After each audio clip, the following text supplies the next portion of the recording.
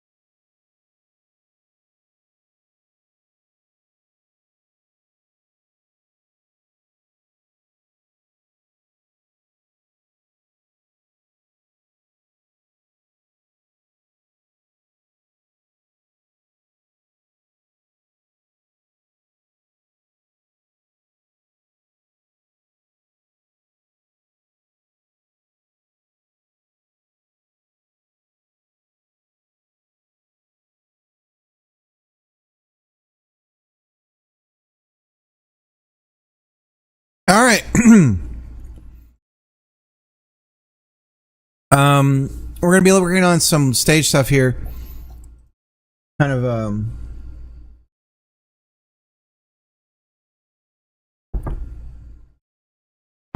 brief overview of where we're at.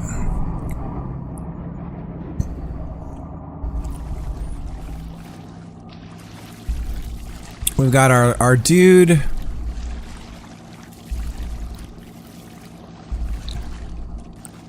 We've got the water, we've got the pickups, we've got the gate, the time gates, we've got the boats. The boost is what I want to work on now.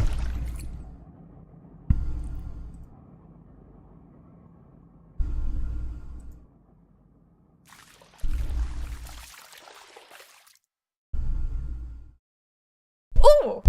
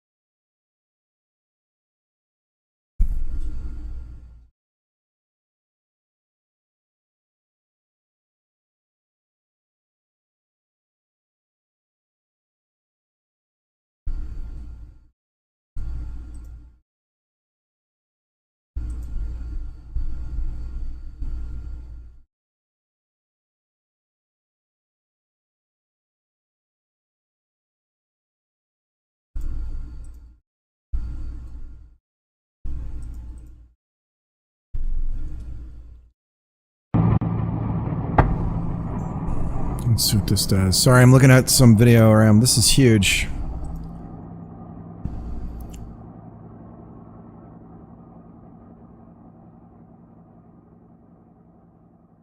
What the fuck is going on here?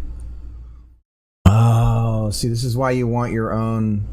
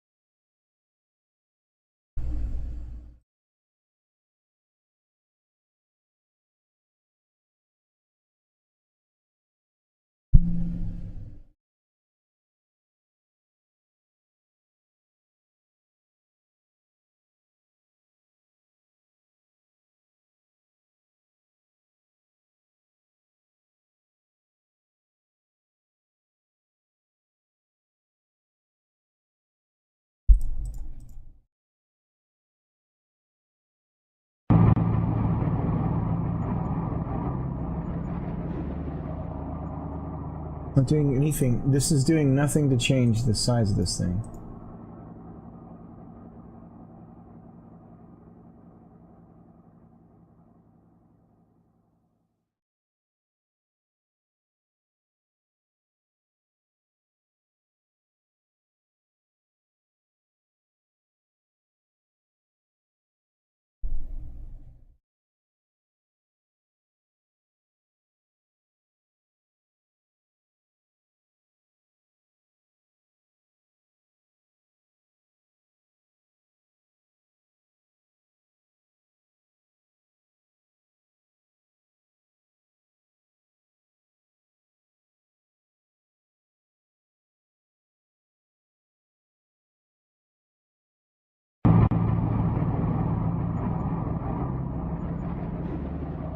This is like, this isn't doing anything.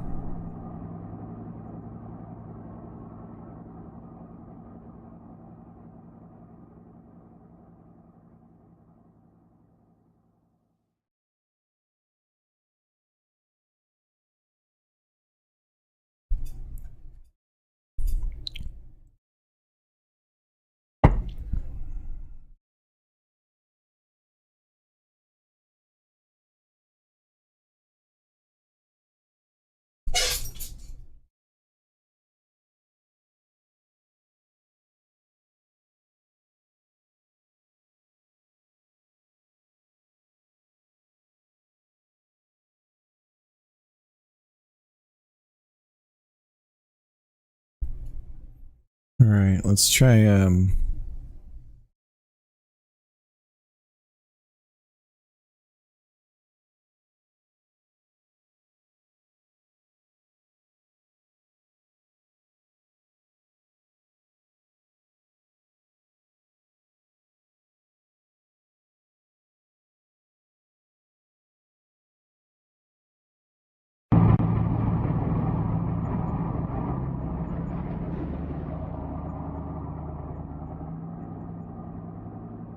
Okay, this is officially not updating.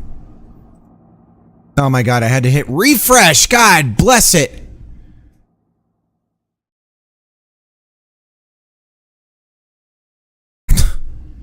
Damn it.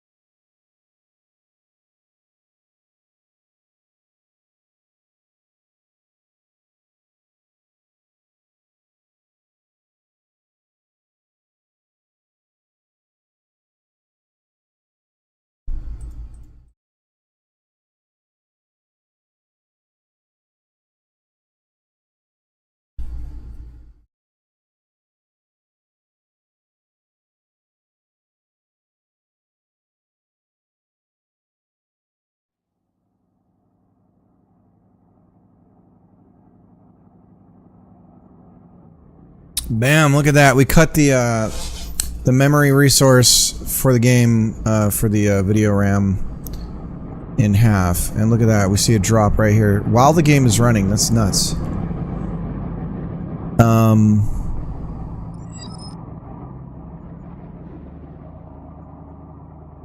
No tramp stamp, nothing like that yet, Todd. We're getting there. We gotta have a designer where you can design your own tramp stamp. We just cut the video RAM and well, according to this, we cut it in half. But this is the total. This is I don't know what this is about. Video memory. That's got to be just like the draw call stuff and everything all wrapped together. But we cut the video RAM in almost in half. Actually, no, it was almost exactly a half.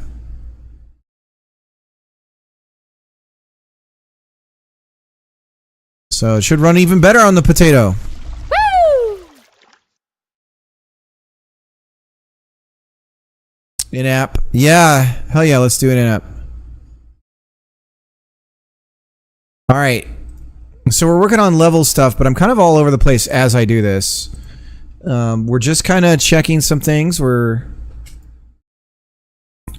a little concerned about... Do you want to try and play this, Todd, or have you already? I don't know if you were here when I did the web exports before. Let me do another web export.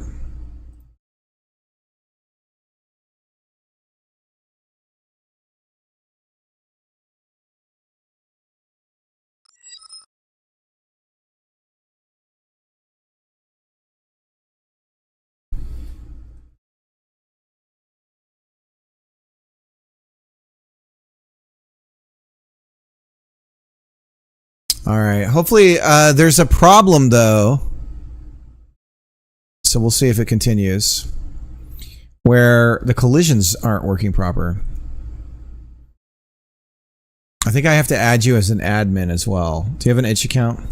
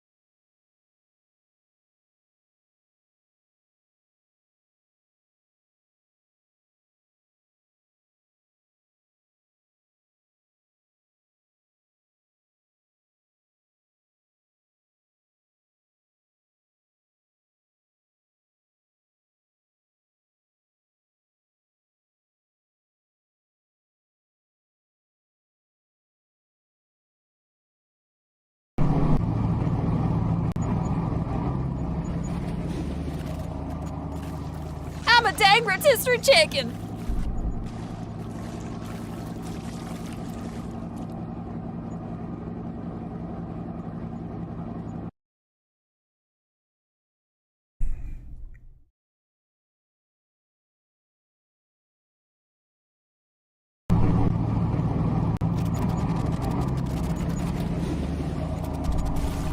Might be enough spinning for one day. Dude, what the fuck is going on? It's unplayable in browser right now, and I don't know why. Something to do with physics and collisions or something? I don't get it. Fuck. So this is Chrome. Let me try not colliding into something. I think I'm gonna be sick. What the fuck?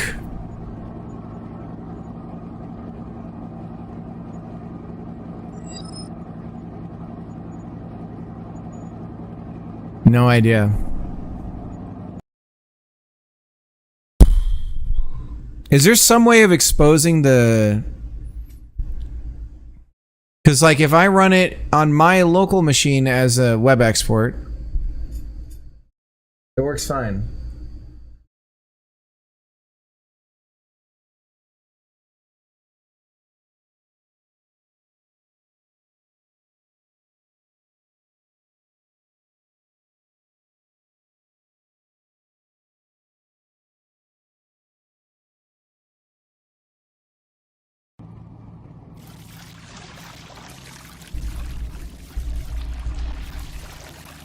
Oh! Fuck. I have no easy way to troubleshoot this. This is only when I export out to itch. God. Let me confirm.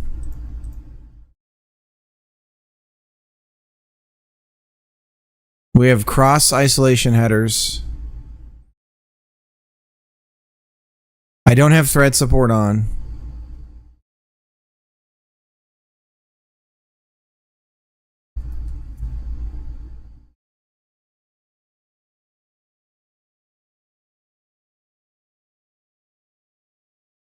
The fuck?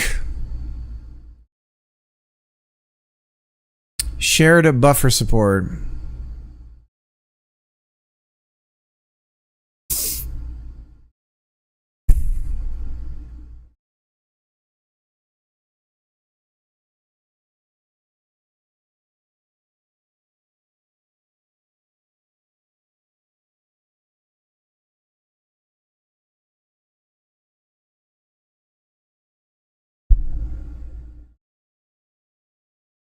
This isn't a progressive web app.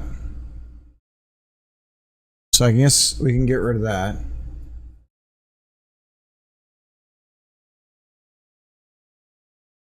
Features. Scripts.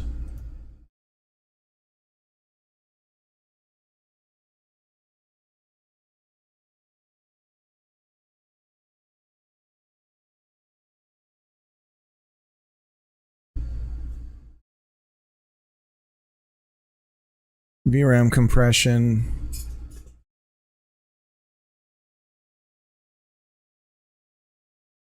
Ugh.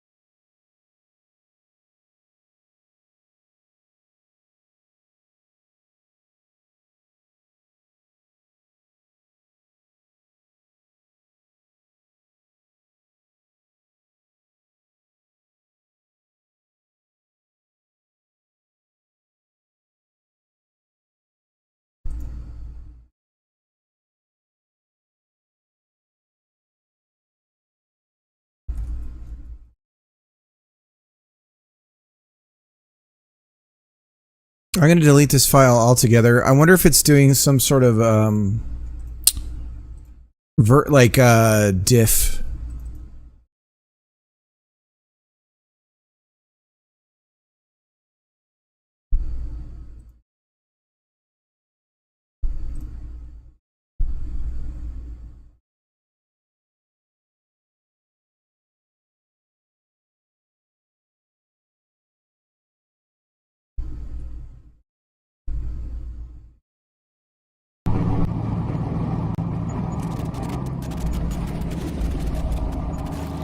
I'm a dang rotisserie chicken.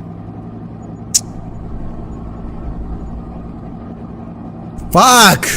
Fuck, I do not want to be wasting my time with this shit.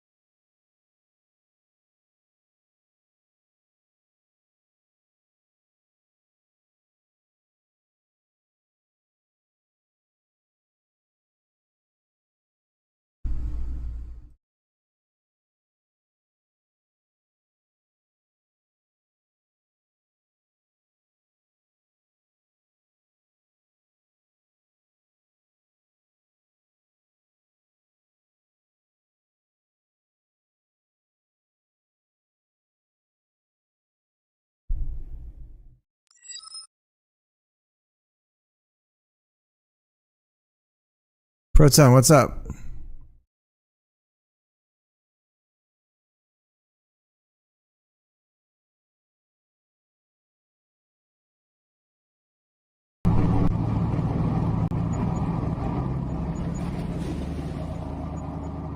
I'm a dang rotisserie chicken.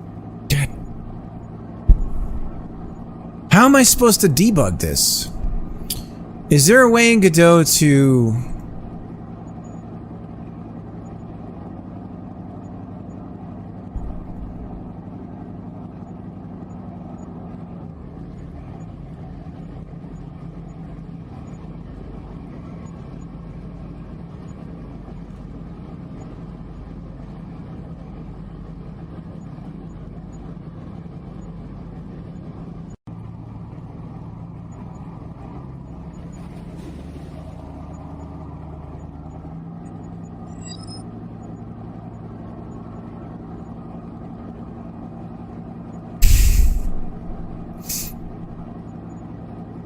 You want the mix? Here, I'll send you the...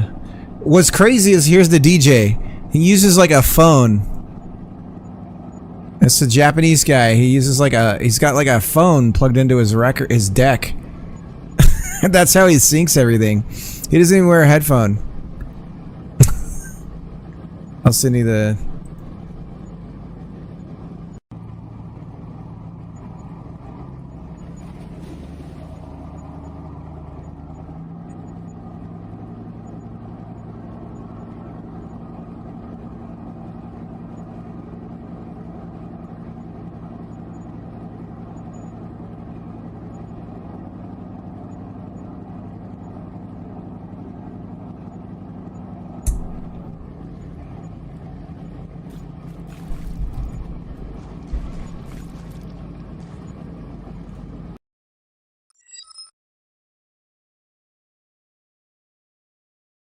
$186 BPM.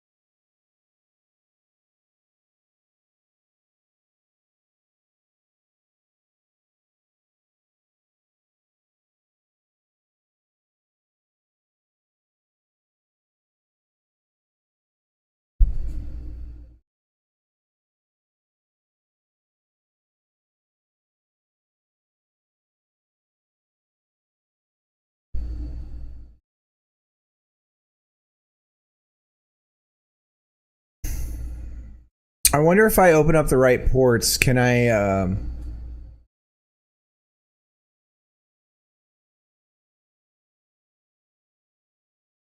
grab it that way? Like, can I have my game in the browser connect to my Godot engine here so I can figure out what the fuck is going on?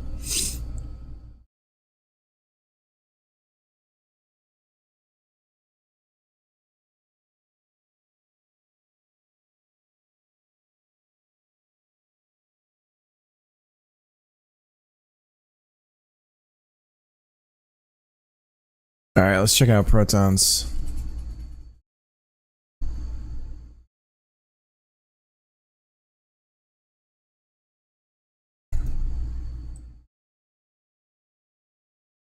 I've got the music on. I'm not really listening to it. I just got it on to have something going.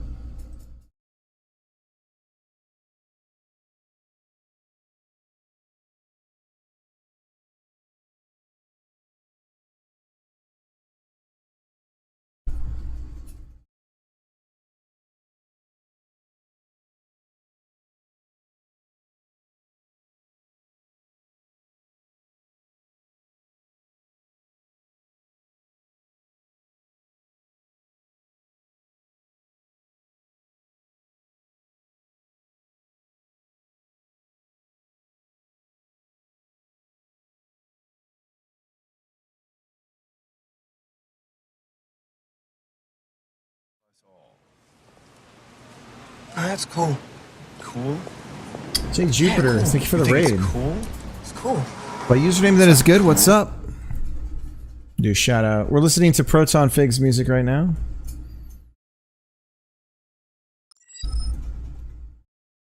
Gentlemen, this is Democracy Manifest. Jake Jupiter, thanks for the follow.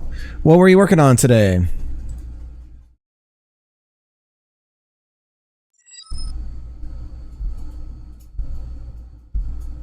Love the pup. He's working on for my game for my kiddo. That's nice.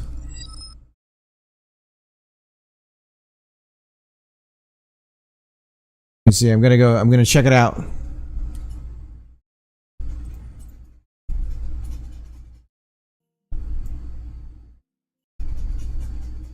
Build a list. Gotta catch Let me turn the music down a little bit. Gotta catch him while we're young. How old's your kid? I've got a Their legs are stubbly. what is it? Let me give you a follow too. Hang on, let me go over my I got my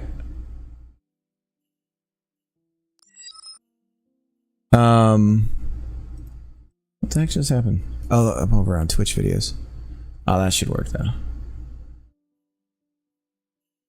I've got an 8-year-old. I almost said 9 because she's gonna be 9 soon. And then I've got a 3-year-old, 8-year-old girl, 3-year-old boy. My son just turned, or no, he just turned 4. What am I talking about? He turned 4 on Saturday. Ready. He turned 4 on Saturday. Ask for the letter. So here is where we ask for the letter. Then it gets it ready. Let me show you what I'm working on. So what I'm doing is what's interesting, Jay. I do some work with my daughter. We're sort of doing a game together. So we're kind of working on the scope is a real problem because she's like, we could do this, and I keep going. You know, the Todd Howard says that you know, in video games you can do anything, but you can't do everything. We have to narrow down scope. It's really funny to watch her just kind of blow up the idea space, and it's like, okay, but like we can't do it all. I almost forgot my birthday was this Wednesday. Thought it was today. Nice. But yeah, let me show you what's up. So we're working on an InnerTube game. It's inspired by an old arcade game called Tubin. Tubin was made by the same guy who made Paperboy. So I'm old is basically what that summary tells you. But anyways, so the way that it works is it's got co-op like controls. So you have Your left and your right hand is split apart on the keyboard. Left side QW is your left hand, OP is your right, and then spacebar allows you to throw stuff. So you can go forward with your left and right hand. So imagine this girl is paddling with her hands. She's not animated just yet. And then imagine if you're paddling backwards, right? So, and then you could change. You could do one way like this, and then another, and then you could double up on it. So one hand, one is going that way. So we got this kind of country girl going on here. We're trying to go for a collectathon sort of Crazy Taxi kind of thing, where you go and you're gonna have, there's gonna be a bunch of points you can collect. Yeehaw! You go through these time gates to get more time, and then you can throw beer. I bet you're real proud of yourself. You can throw beer at people, or soda, whatever you want to think it is. We got these boost pads. That's something I want to work on tonight. They're a little janky. And then we just started getting sounds in the boats. You can see the boats aren't going the right direction right now, but they are following paths and they are using the physics. And then we have these big old wooden monstrosities here. Woo! So, what else? So the stage, we have a mini map here. So the mini map is the lake is modeled after a lake in California called Nacimiento, which is shaped like a dragon.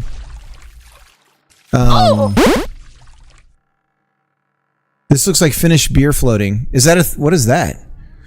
I see Crazy Taxi for sure. Yeah, so anyways, you're gonna go around, you're just basically just gonna try to get a high score. It's for a game jam called 30 Days of Summer. It's a 30-day game jam. And there's no real theme except summer and the requirement that you have some sort of high score that the players are trying to go for. So we got to work on the score here to juice that up. We have the time counting down here. Oh, we also have ghost ships. We have time of day. We have water physics. Let me show you the project though. Since you're a Godot developer, I think you'll appreciate some of the stuff that I've done. How long have you been using Godot for? And I did a shout out for you, right? Yeah, I did. Okay. I'm curious what the project is that you're working on right now. Is that right? We grab all the letters. About 2 years, it's on and off. Nice. Here we go. Beer floating is real. I didn't know about this. Let me turn off the background music here. Oh, I see. I thought I gotta pay attention to the chat. This is what you're talking about. So we did want to do, eventually we do want to do different kinds of inner tubes in the game, Proton. I'm gonna mute this and kind of scrub through it.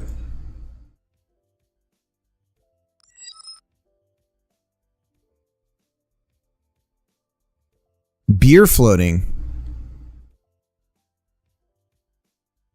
I need help understanding what that means. Like you get drunk?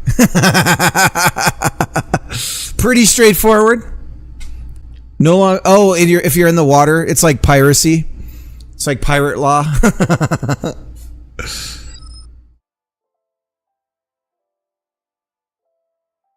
Oh, I see. No laws against drunk floating. That's funny.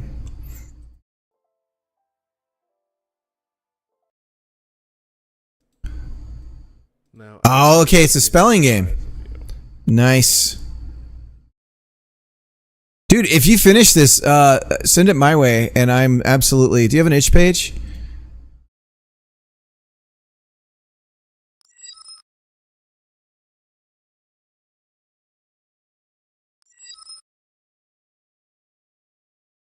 Let's see. And I am following you. I'm just not logged in on this account. I do. 1 sec. Okay, I'm checking your... Yeah, add that to your socials on your itch. It should show up here if you throw in your itch page.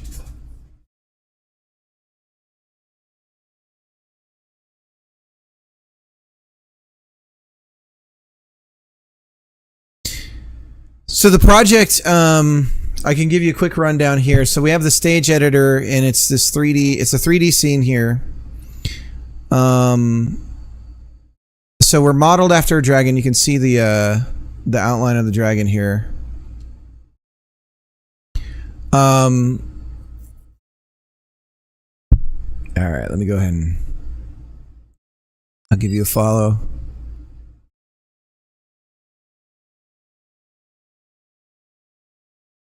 I do have one as well, not to steal the spotlight. No, it's fine. Username, do you stream as well?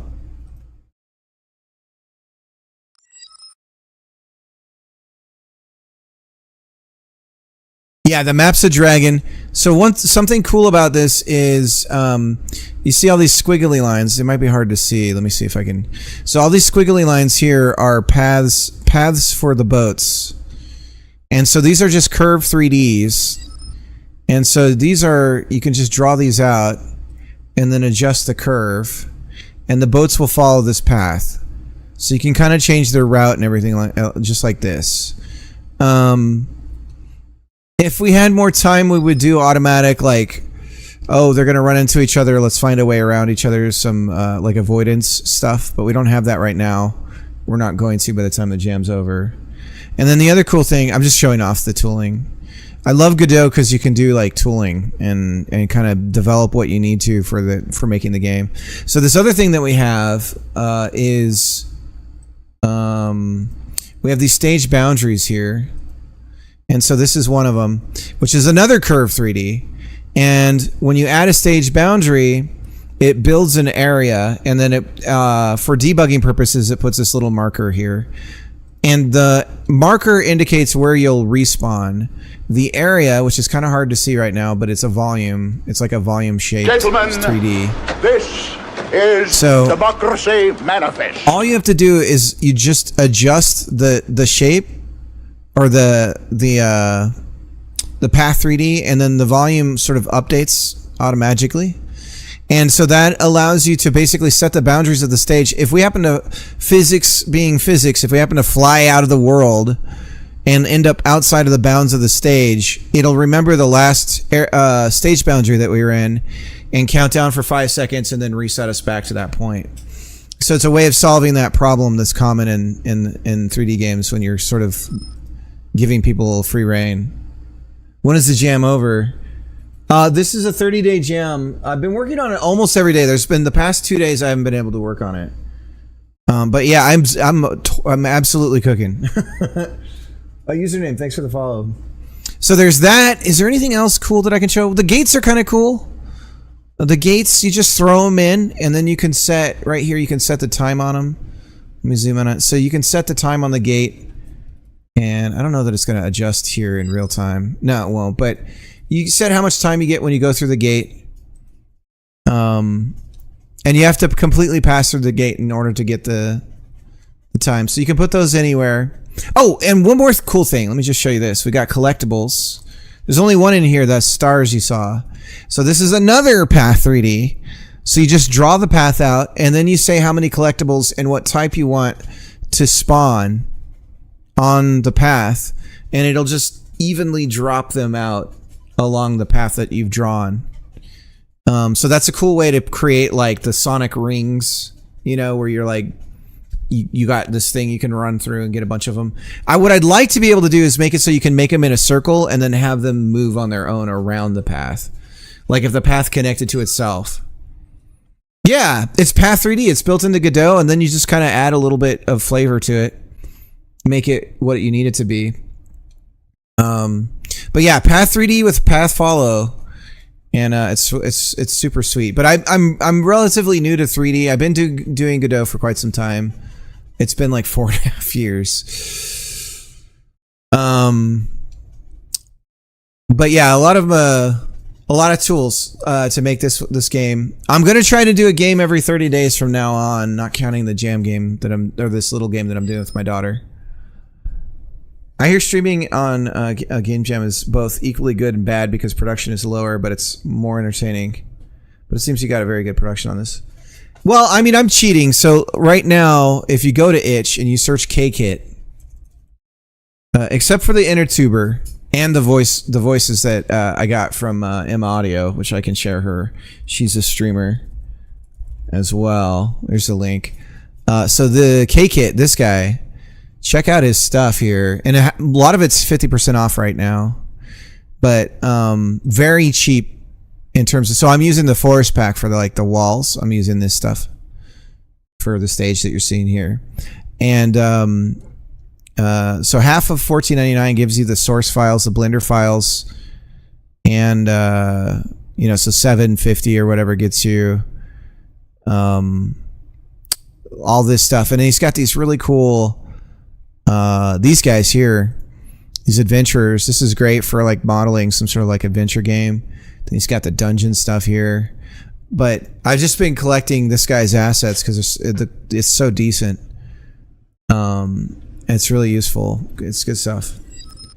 So, unless it's against, yeah, it's not against the jam rules. And this platformer one's super cool too. This, we're gonna probably integrate more of this into the game if I had more time. But I'm gonna be using these little warning signs as well. Another thing that I've discovered in Godot recently is import scripts for 3D stuff is so useful. Because oftentimes with 3D you need to add collision masking and stuff. And it's a pain in the ass to get all that going. But with an import script you can have it happen automatically.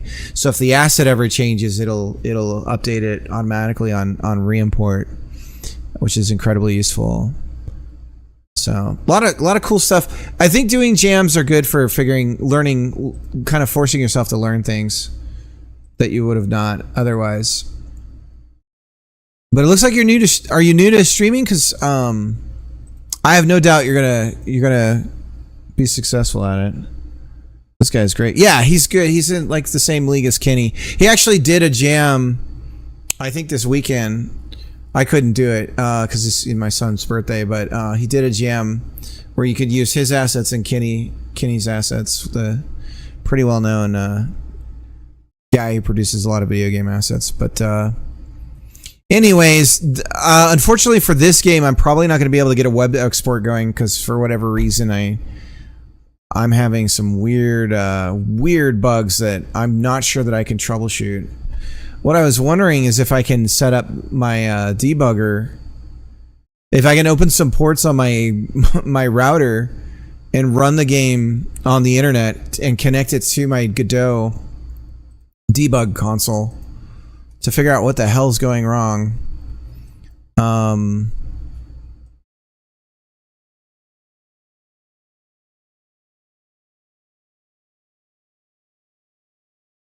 So we have this this remote host and this remote port. So I'm thinking that I might be able to tell my web export to point to this stuff. The address to listen to when starting the remote debugger. This can be set to the device's local IP to allow external clients to connect to this remote debugger instead of restricting the remote debugger to connections from local host.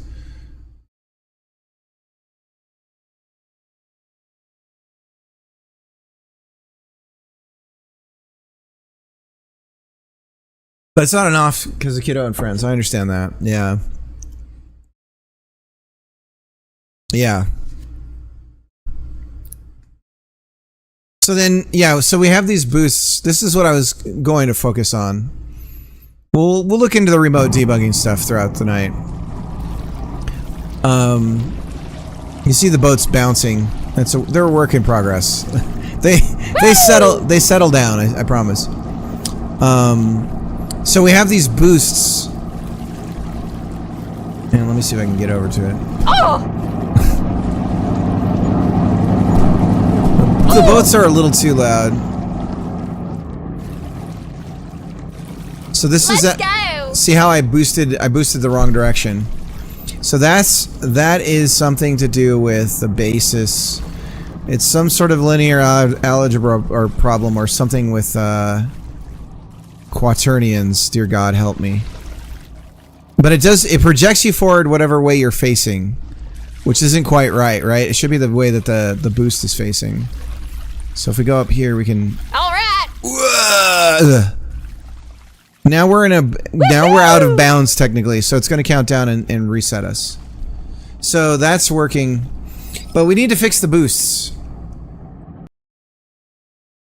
Lower accurate boat. I know, right?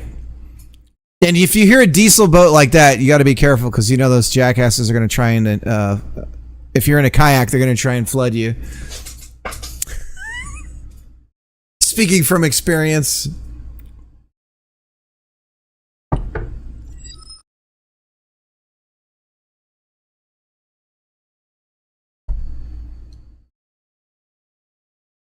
But I appreciate the raid.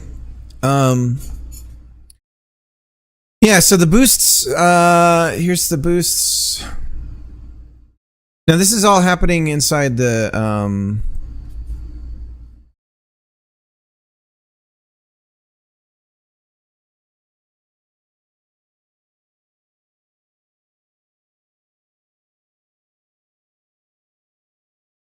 one thing we did recently, although it might be all for naught, is we created our own random audio player for our grunts and all that stuff. The meat potatoes of it are right. It's in the grunt. The grunt. Here it is, grunt. Actually, this is probably underscore. This is the main loop. Speaking of little ones, it looks like my daughter's gonna take a nap, do bedtime down here. Are you having a hard time, sweetie? Okay. The bed's full of sticks. Yeah, the bed's full of sticks. Or stick. So the next grunt, so this is something else we need to do that we're not doing right now, is we have this grunt lookup. And then for each grunt, we need to set the last grunt that we use. This will help eliminate repeats. So before we stream it, we'll just set the last grunt. This is just a dictionary. And so what it is it's our grunt enum. And then we just set the integer to whatever the last index value of the grunt was that we played. But really, I have some really close call with the motorboats. Yeah, they do it on purpose. I don't know. I don't like them. I hate it, man. We live in an area where there's a big river, and those guys go by so fast that you have to immediately start rotating so you can go against the wave so you don't get rocked over.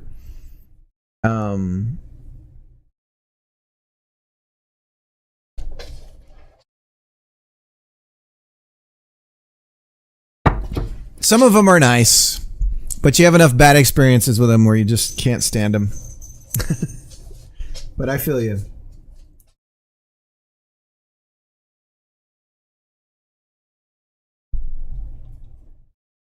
I'm gonna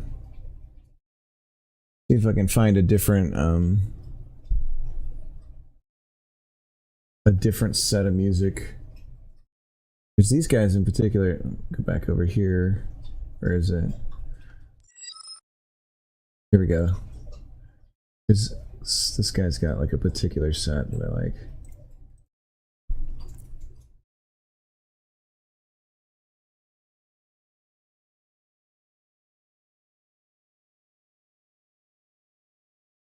Oops.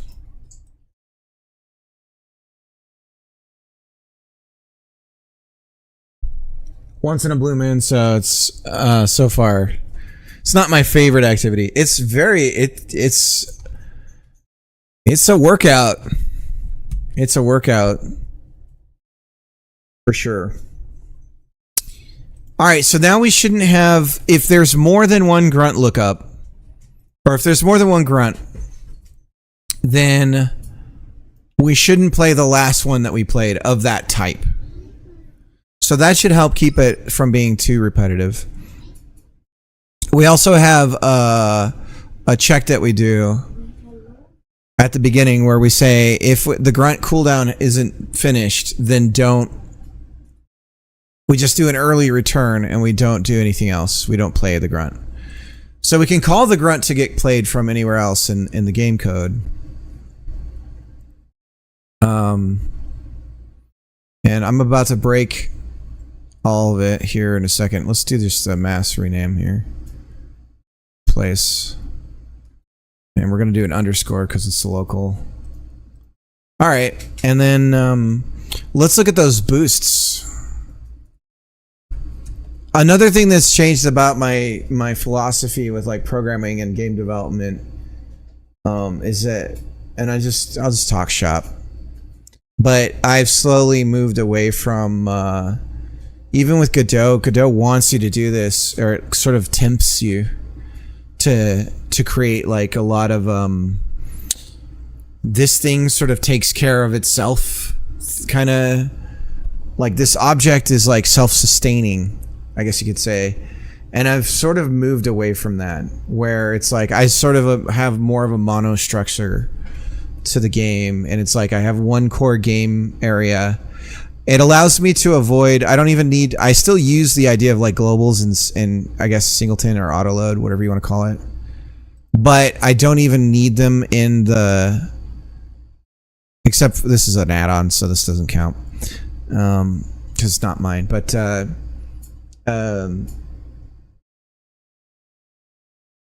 yeah, and then loading up front, so loading everything once at the beginning and caching everything is also another thing that I'm a big fan of now.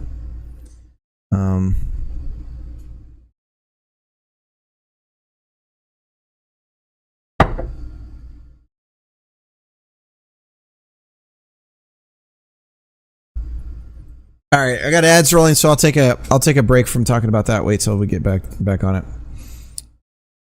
So this is the boost math. So we add to a cooldown, and then we do an impulse. Here's the core of the problem. Here's the core of the problem. So we're taking the basis and then we're multiplying it, right? So that is our facing direction. What we should be doing is taking the basis of the area, gotta get some rest, have a good stream. All right, a username. Wait, I forgot. Do you stream too? Let me go check it out. Make sure if you give you a follow if you don't. No. Well, it was nice meeting you. Thinking about it though. Should do it. I use it as a way of like punching in, and like, you know, people can be really helpful in the chat. Sometimes it can be a little distracting, but it's also like a way for me to stay focused, if you can believe that, based on what you've seen so far of the stream. Okay, so instead of our inner tube basis and using that as the multiple for it, what we're gonna do is we're gonna take boost. So this is the shape. This is the shape of the collision, static body. Boost, let's see. Boost is an area. So all we should need to do is take the area and its basis and use that, it's the forward direction, the Z, and use that instead. And now the impulse will always be applied in the direction of the basis, which in this case is this way. I think we just fixed it by changing one thing. Let's see. Let's go to the let's go over there and find out.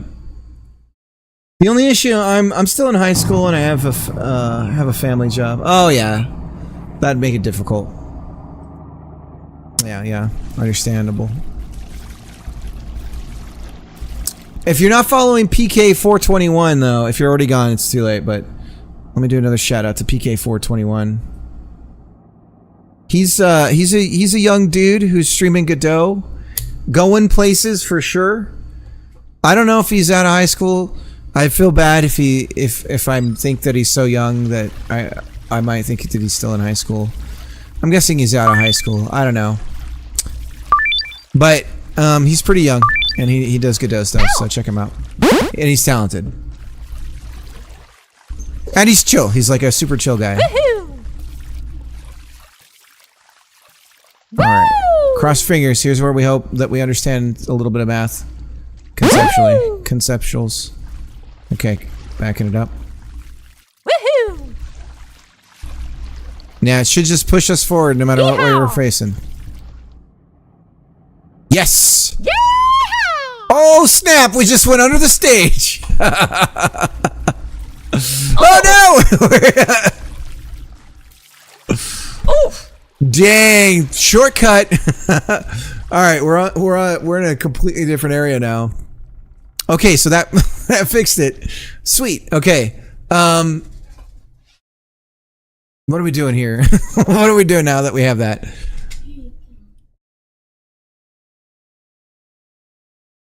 Well, that was easy. I thought this bug was going to take way longer. I thought I was going to have to do a bunch of work. I have to do anything.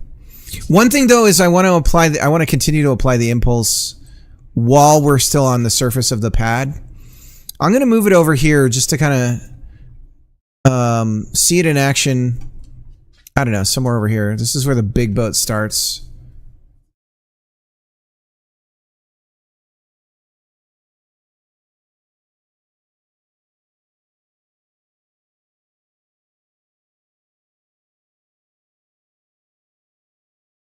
Okay, let's move our boat.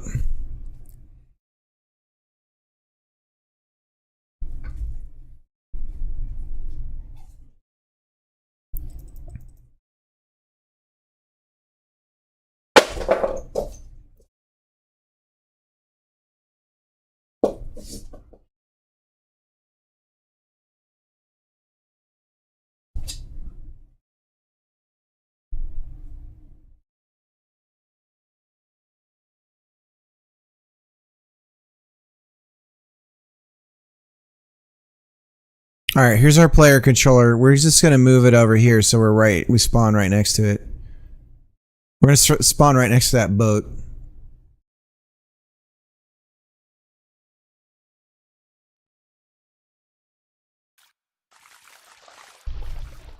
Might be enough spinning for one day. Oh, shoot. We didn't move the actual entire rigid body. Or did we? Wonder why the camera didn't follow. Try it again.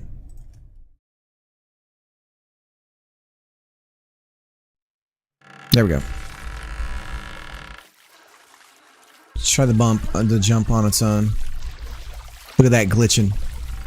Doing a grind. Get on the boost. Let's go! So there's this weird glitch that happens with the camera. Yeehaw! Whoa! Go back, go back, go back! Woohoo! Yeehaw! Woohoo! There's a weird glitch where the camera... Yeehaw! I think we need to lower the game speed in order to solve this. Woohoo! To see it replay. Excuse me. Time to skedaddle! What is that about? You guys see that? Yeehaw! I think it has something to do with the I think it has something to do with the spring bone on the camera.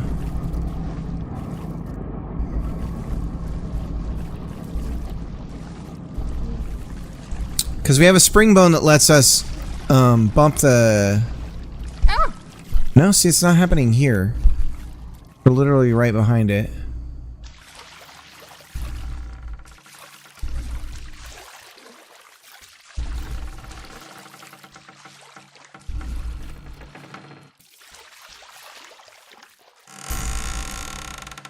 The other thing we can do is with the boost, we could, I'm curious about what it would be like mechanically if we, let me reset the rotation.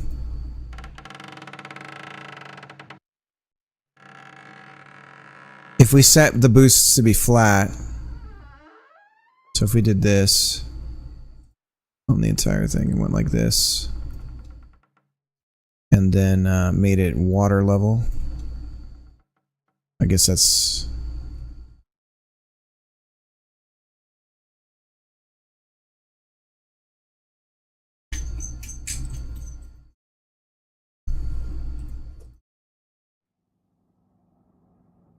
I don't see the problem right now. Why is it not... Alright, fine. I'll rotate the whole thing myself.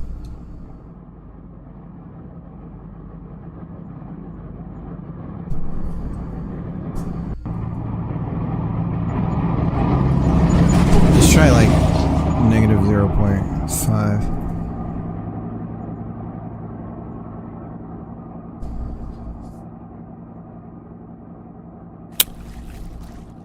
But I would say don't, if you see me and you think, man, don't think that I'm like a superhero. Cause normally I spend like, I'm forever on one problem. Let's go! Kinda like what I'm about to start obsessive OCDing about right here. So put it in the water a little bit. This is the other problem that we have that we need to solve, is that our water level is super low, or the floor of the lake, and we need to do something about that. Time to skedaddle! Woo! Woo! Alright, so those... Whoa! Woohoo! Now, I was thinking of doing more Sonic-ish boosts. So here's the other thing. If we hit it the wrong way, it's going to push us back, right? Woohoo! Yeah. It's going to push us back.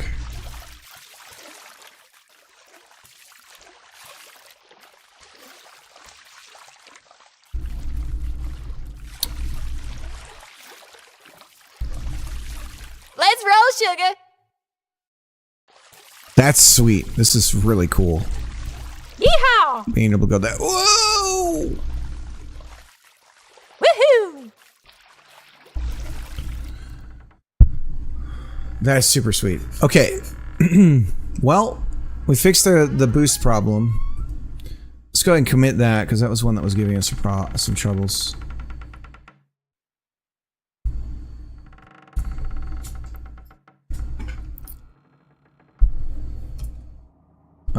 Oops. Really want to see that new Superman movie with my kid, but I don't know that we're gonna be able to make that happen. Also, just going to the movies is like $4 million bucks, and you just don't want to be the guy who goes and you go when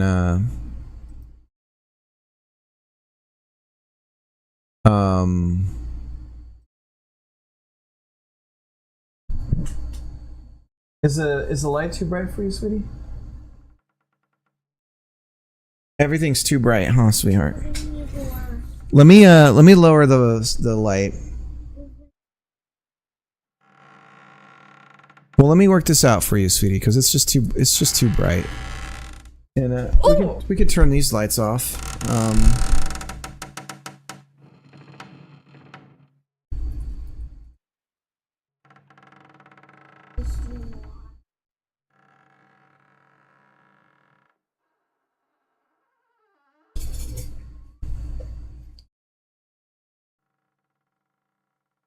And I'll open up this to let inside, and you'll hear the, and then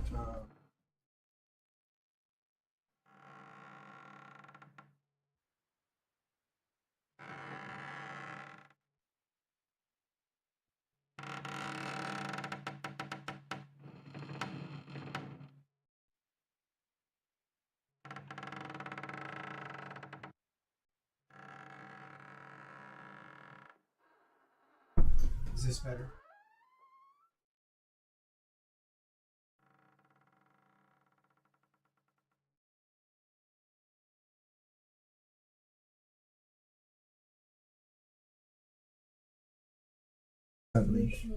He's a very toddly puppy.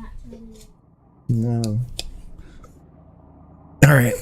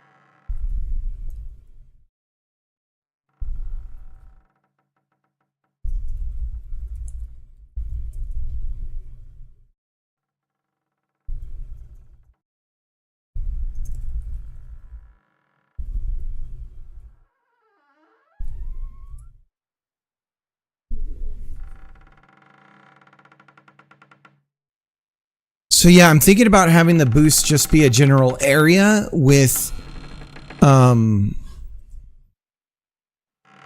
pad. Maybe we don't make the pad a collidable area.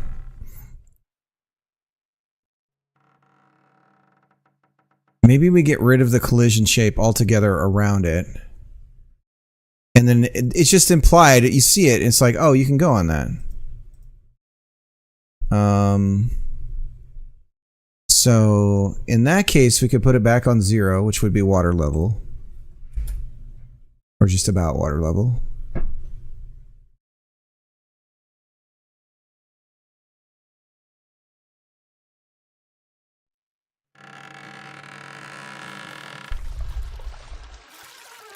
See, I think as a player I would avoid these.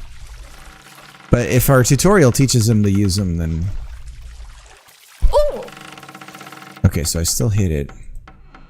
Let's roll, sugar. Is this because we're an instance?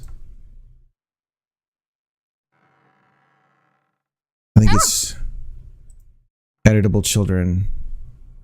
I guess hiding it's not the same as getting rid of it. Maybe if we just turn off what we mask with.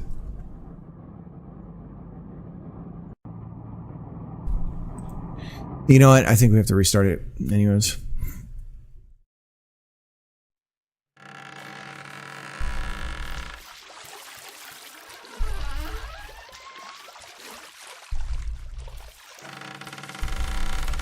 Let's roll, sugar. Woo! Oh! Anything specific? Yeah, I can show you, Woohoo! I can show you what you can work on. Woo! Woohoo! I just did some work for the boosts. I could work on some other stuff if you start laying out collectibles. I can show you how those work. You want to just watch me here? I can show you.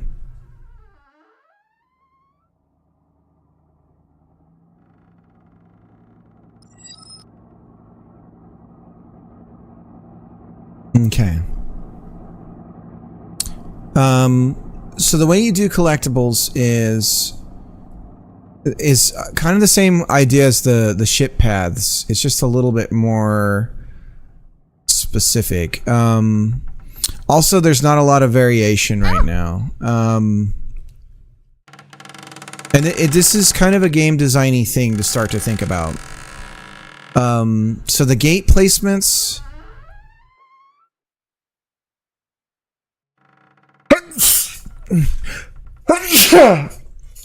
So I'm using gate placements as like sight lines. Let me show you what I mean. So if I'm looking down here, I see this gate kind of peek around the corner. And so that encourages me to go and get to it, because when you go through the gate, the time icon and the number go away, right? And then there's another one up there, right? But here's the problem. Yeehaw! So we have this area where you can turn left, right? Woohoo! And we don't need gates to do this, but we can just cheat with them for now. And cause, I mean, we're making a jam game. We don't have time for a lot of stuff, right? So we get over here and we see one far away there.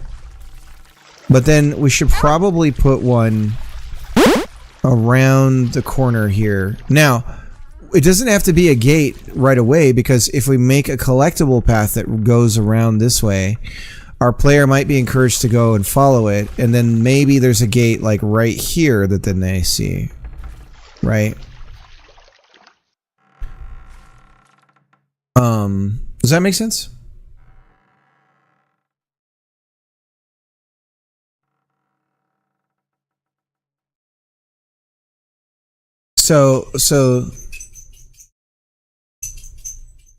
So the sightline thing is you're just always seeing something that's interesting that draws the player further along. So there is a gate further back here.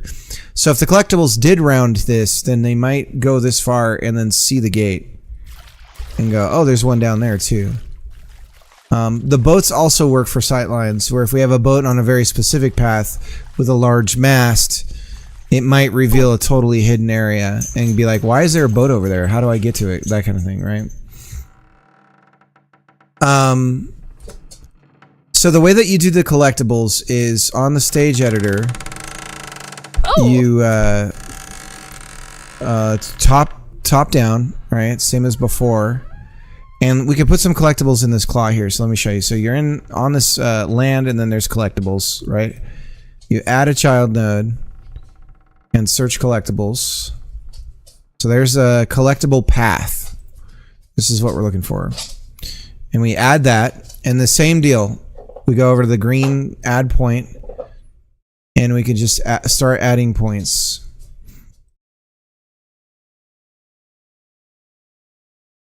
And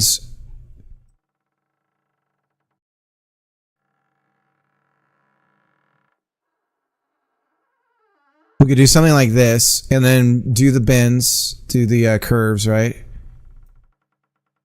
Shift, click. Was it shift, click? Click, shift, yeah. So we build the curves. Like this.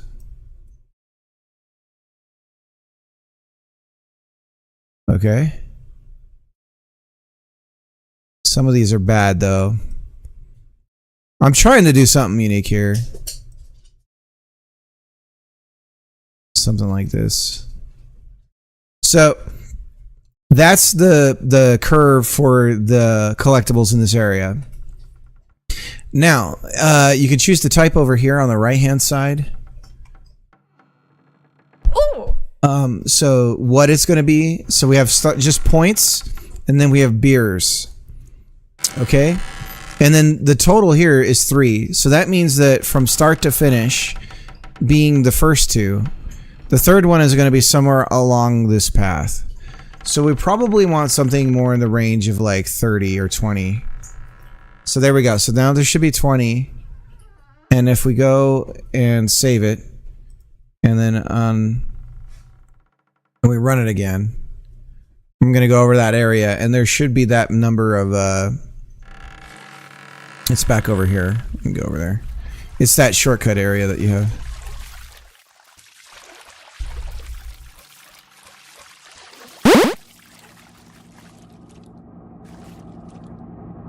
Is that it right there? Yeehaw! Yeah, there it is. So you see him right there. Ooh. Woo! Might be a little glitchy. Oh! Oh. Let's see, there's 4 here. Where's the rest of them?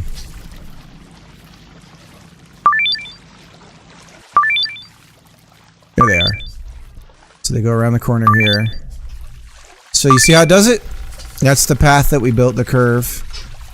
And then there's all the collectibles. So the way to make this interesting is to try and put these in the paths of, say, boats or something like that.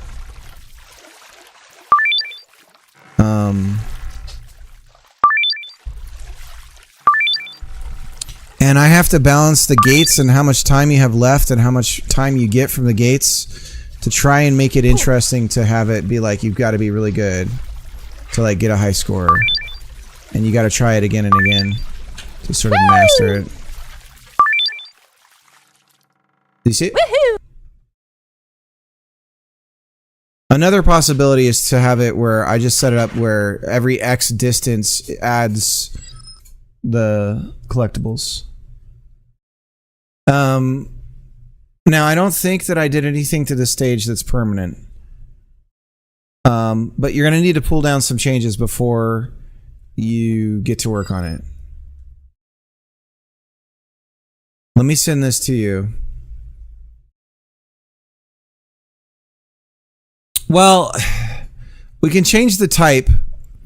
They all look the same right now. They all look like stars. But right now, focus on the beer and the stars. And we just have to pretend play the game in our heads when we're laying them out. Like, initially, there needs to be beer cans to start with at the beginning.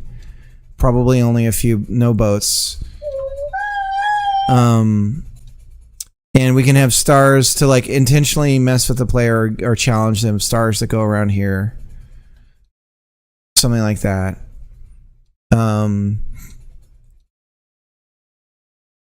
And then over here is like, I think this first turn here is like a really good first opening area where we do something interesting there. You know what else? I might be able to start leaving notes. Is there 3D text? Or text 3D? There's nothing like that, is there? Damn. I can't put any notes. I should make that as a plugin. I think we should have that as a plugin. Is the ability to just pop a note in. Anyways, that only shows up in the scene, but not in the when you run it.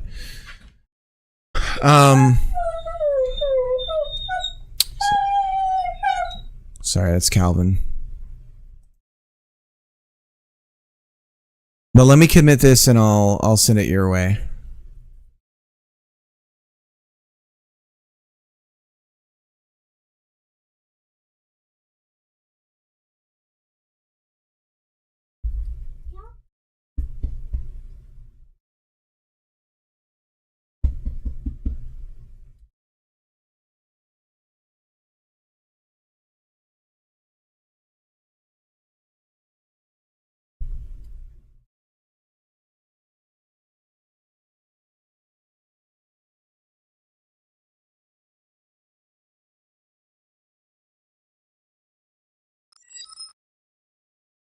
Yeah, it's such a good mix.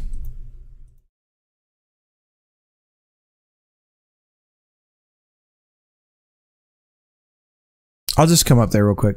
All right, guys, I'll be right back. I'm going to go pop over to my wife really quick.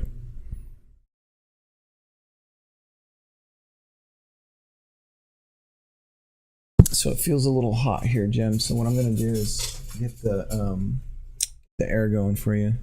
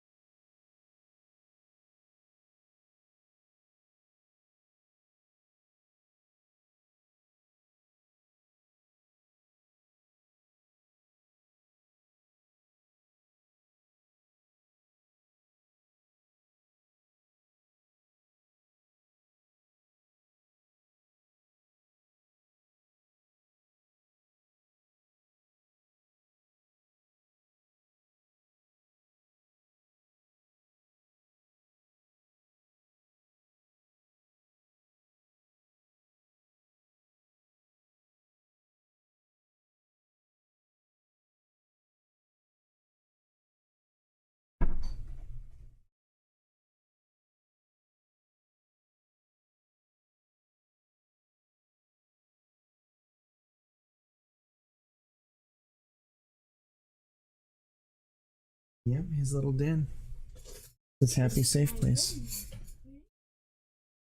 Yeah. Okay, back.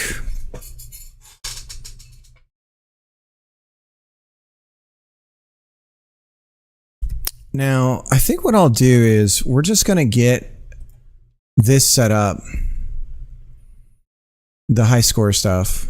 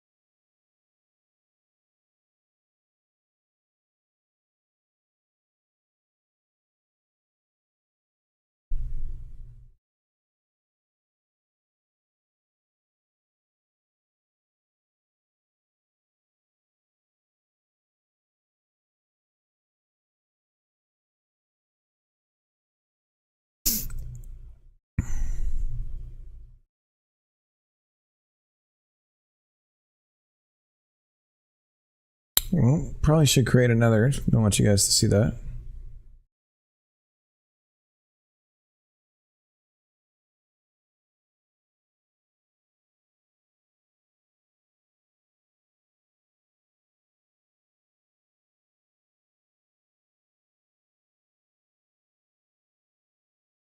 Okay.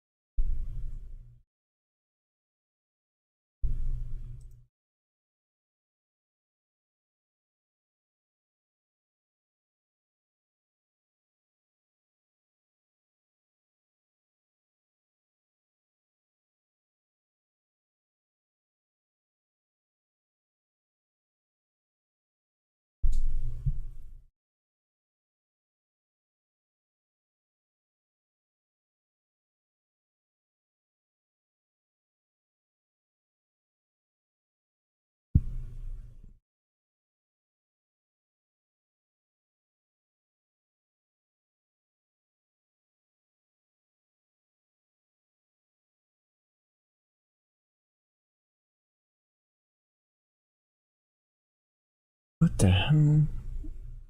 Why would you do this? I'll never understand people with this stuff.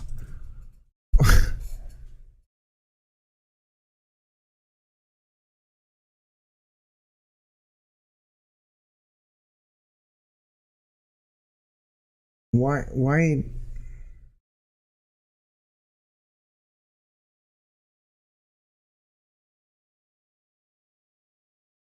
do it like this?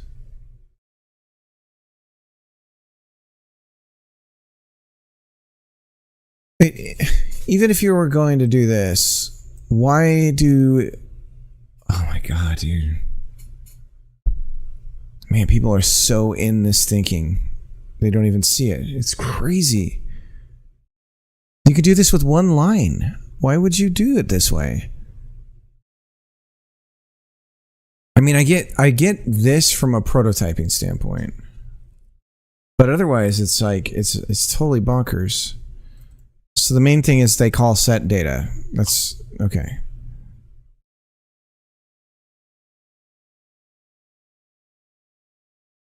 Yeah.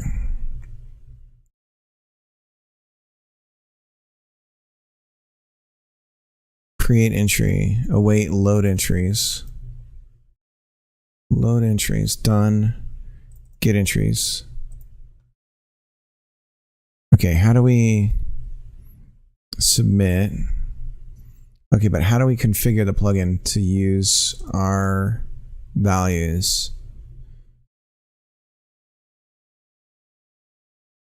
In the settings CFG, okay.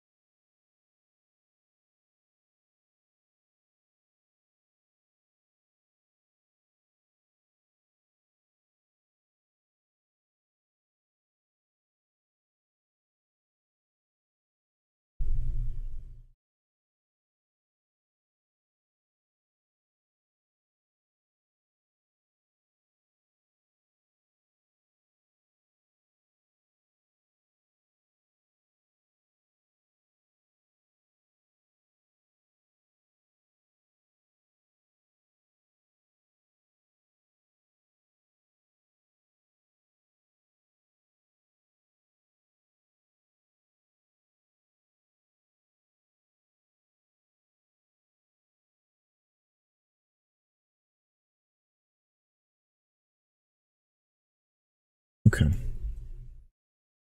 Access key is done. Let's reload the project, make sure this is working now.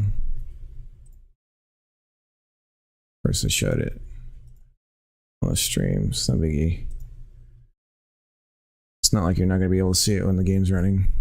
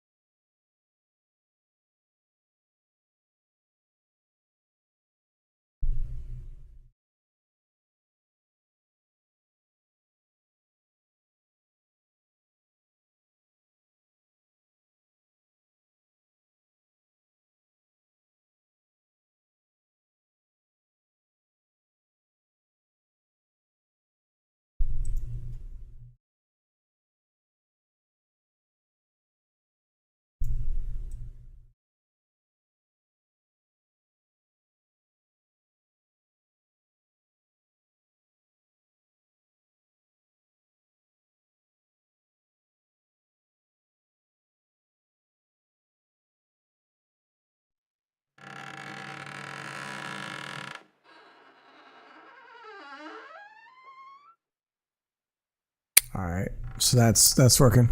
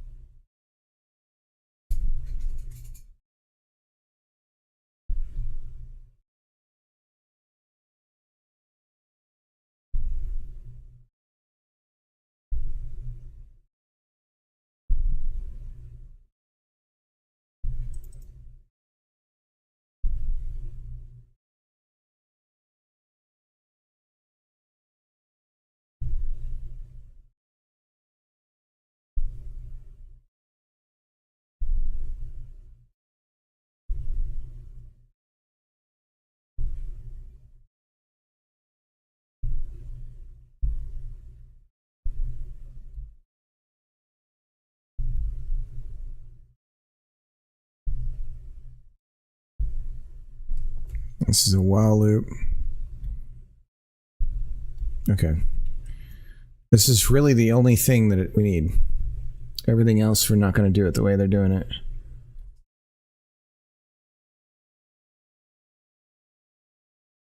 Bill entries.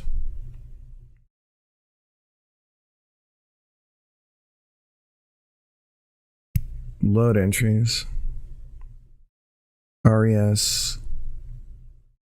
Entries.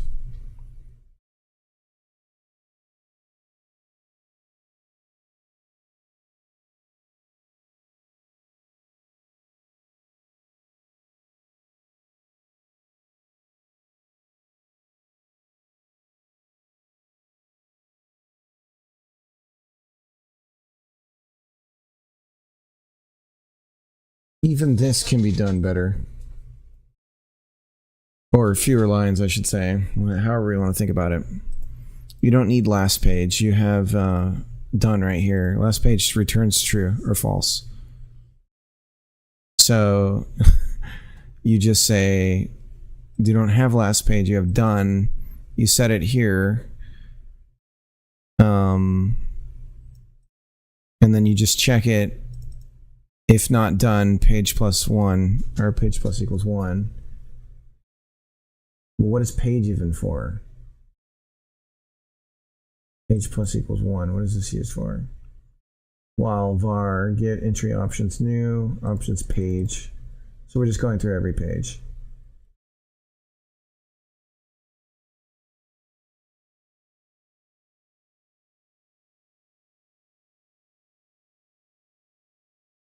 Okay, so this is the trick right here. So when we show high scores, we'll just have a show high score function.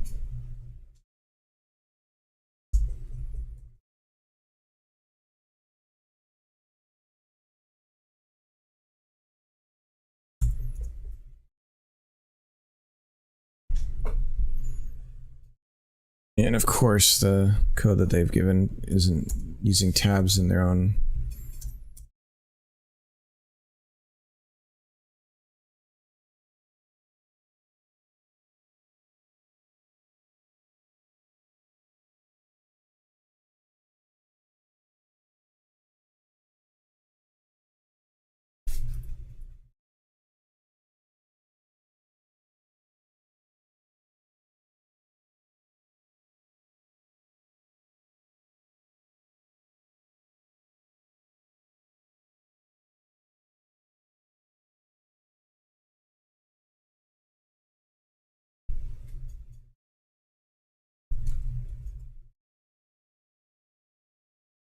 Internal leaderboard name.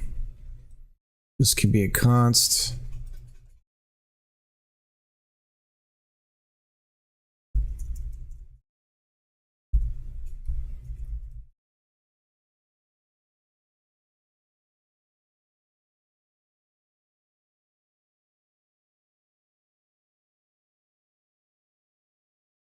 For now. If we had multiple stages, it would be different. Options not declared in current scope.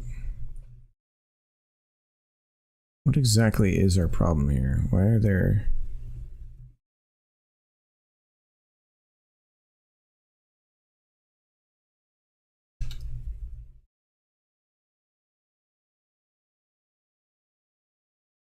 Get entry options.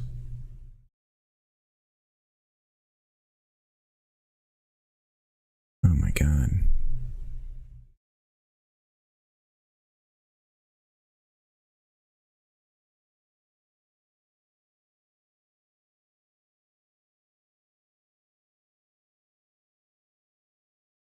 Identify our options not declared in current scope. I don't understand. Is it because we gotta go like this? It's not in the current scope. It's in leaderboards, API.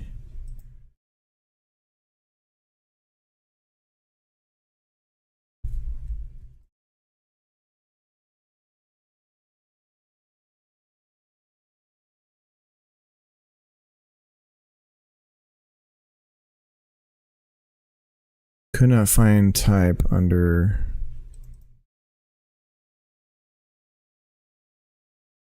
But it took me right to it.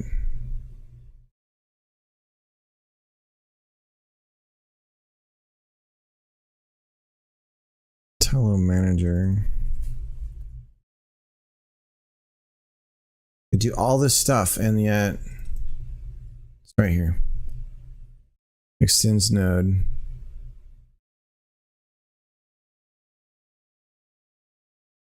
Hello. Ask your doctor if Tello is right for you. It's not a type.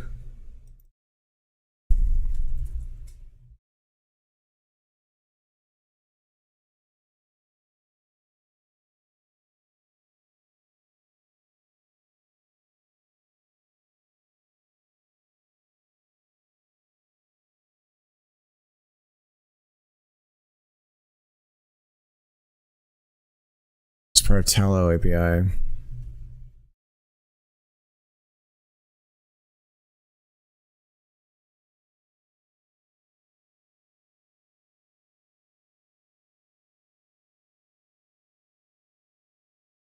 Could not find type.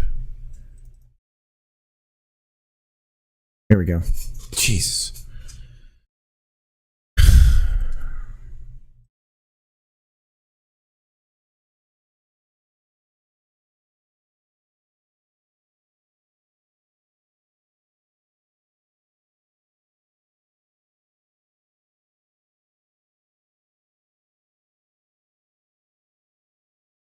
Entries page.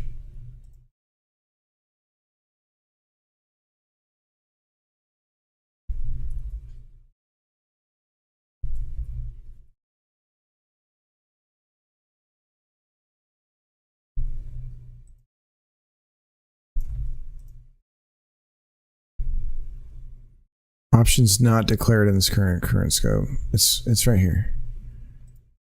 Oh, we're not in the while loop.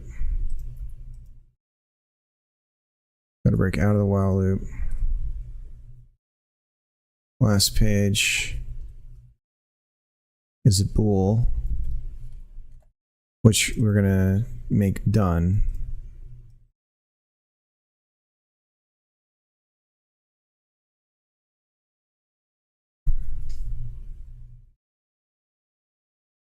Entries page. Last page is last page.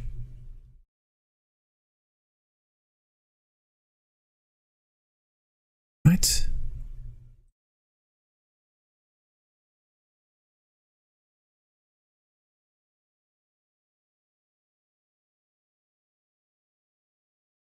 Function.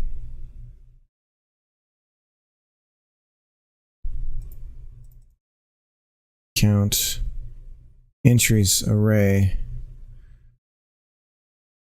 These are the leaderboard get entries. It returns entries page. So we don't need... This is so weird. The way this is written. Even based on their own design.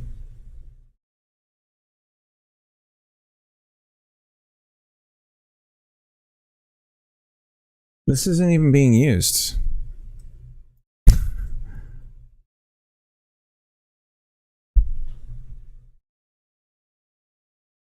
Then we grab the cache.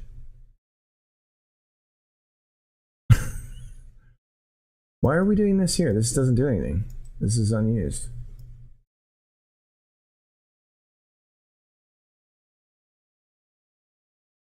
Bro.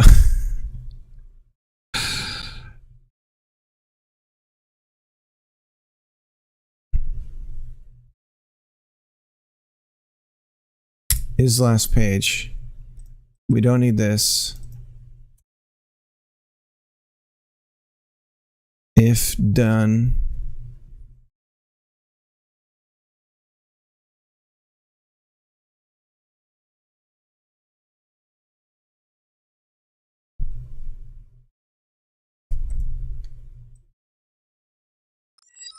Look at that. That's the same thing, using their own API as this.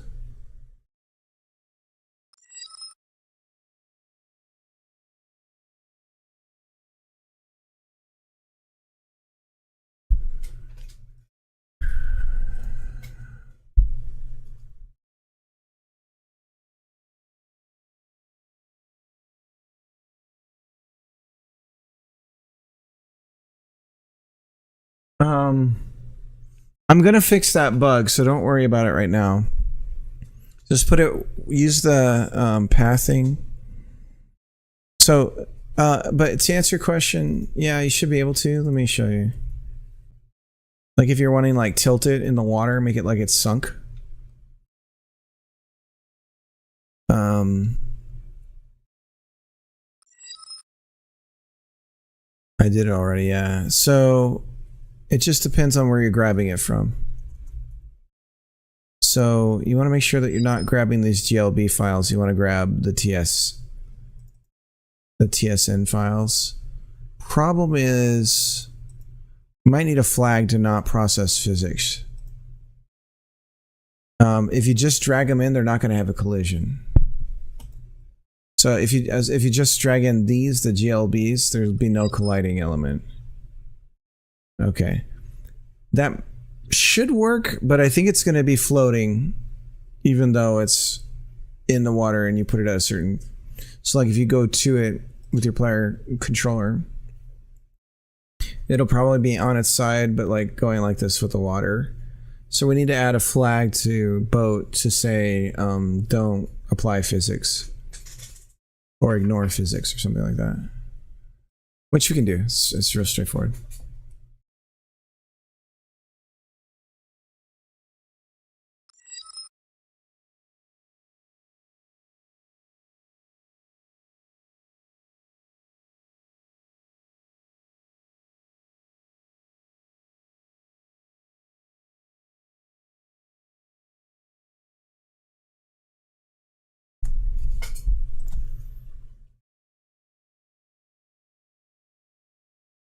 So this is more like it's building the high scores. And they do all this to then get the cached entries? Why, if you're already doing it here, why are we getting it cached again?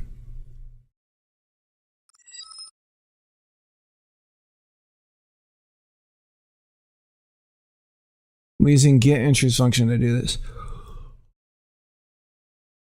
This takes a leader name and an options parameter.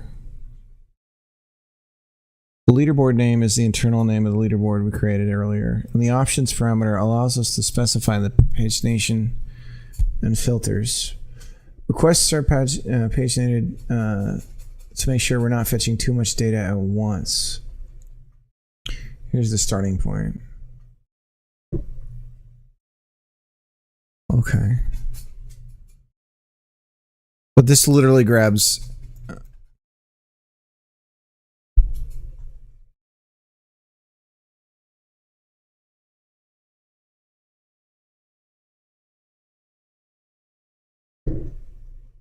build entries are used to fetch the leaderboard entries and construct the UI.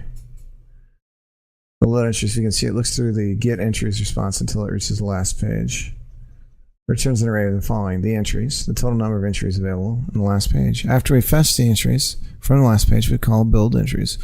Build entries is what we use to keep our leaderboard UI up to date. It clears the previous entry state and then loops through the cached entries, made up of every entry that Tallow fetched for a specific leaderboard, and attaches the child entry scene for each one.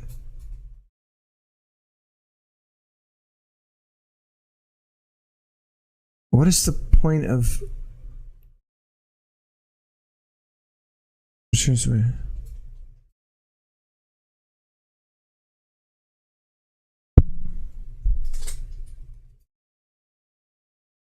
get cached entries?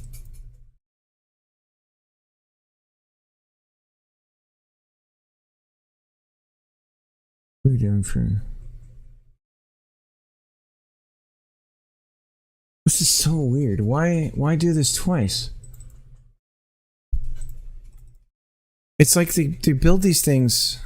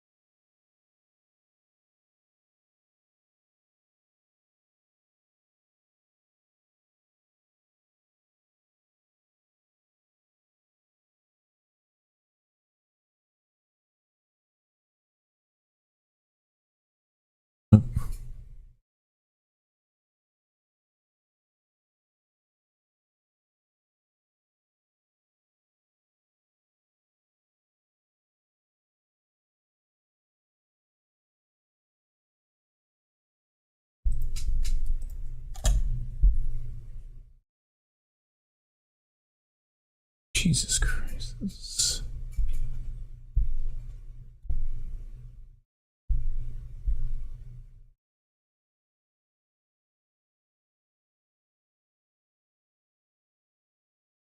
I don't understand.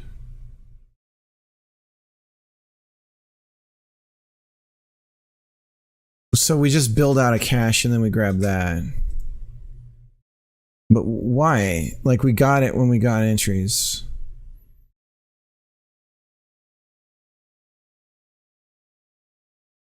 I'm not going to do that. I'm sorry. We just did all the work to just get them. They're literally right here. Entries is going to have what I need. So I'm just going to use their code that they're doing. Entry, create entry, entry, entry. Jesus Christ.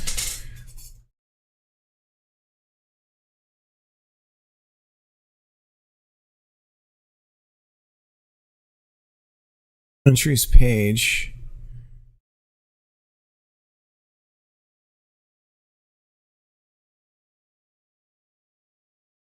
Entries. It's an array of entries.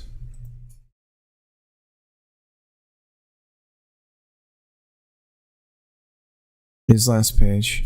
We build it out here. We have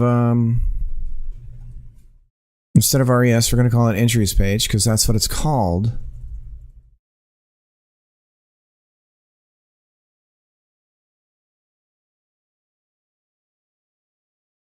Okay, so then entries page, entries has an array. So we just do a for loop, and entries is a Tau leaderboard entry. Tau leaderboard entry. So each one is entry colon in. We build it out here. Look at that. We don't have to call a million things and keep moving where everything is happening. And why do we do this? Why do we do this? Okay, so now just for funsies. So we're not going to have any. That's the thing. So we can run this, show high scores, but there's not going to be anything there. Well, let's try it at the start. Set a breakpoint, see how far we get. So we'll break here. There's not going to be any entries though. So at least we can handle 0, right? We'll do that proper. We'll just run it right at the start.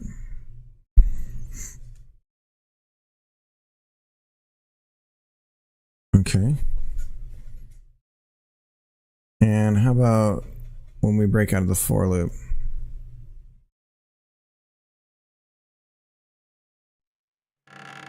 Execution resumes. Let's see here.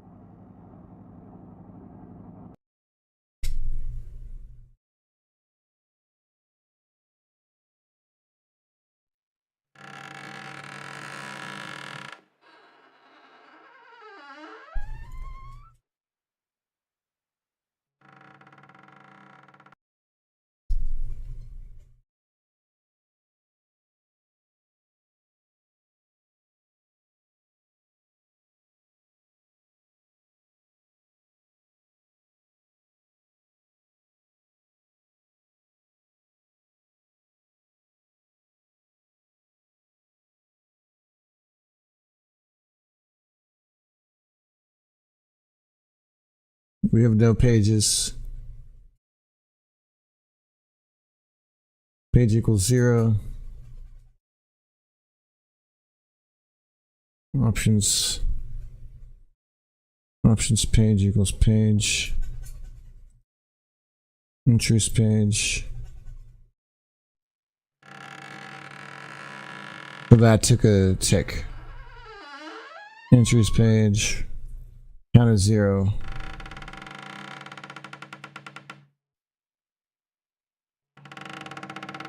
Is last, so this is true. So, and if it is last,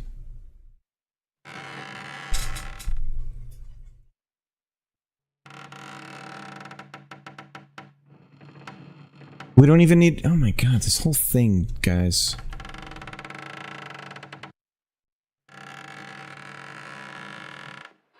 So if it is,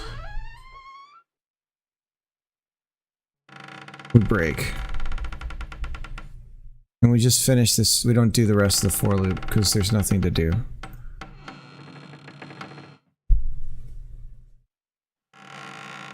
Or the while loop, my bad, sorry. So if this is the last page, if last page is true, we break the for loop. Otherwise, we build out the entries. Okay, so now we need to submit a false entry. Just to, good God, this is madness, guys. I don't know, more I see stuff like this, makes me want to jump off a cliff.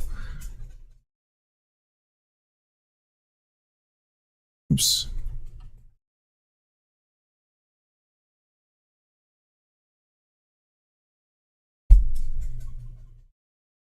Submitting entries. Yeah, this looks a little less insane.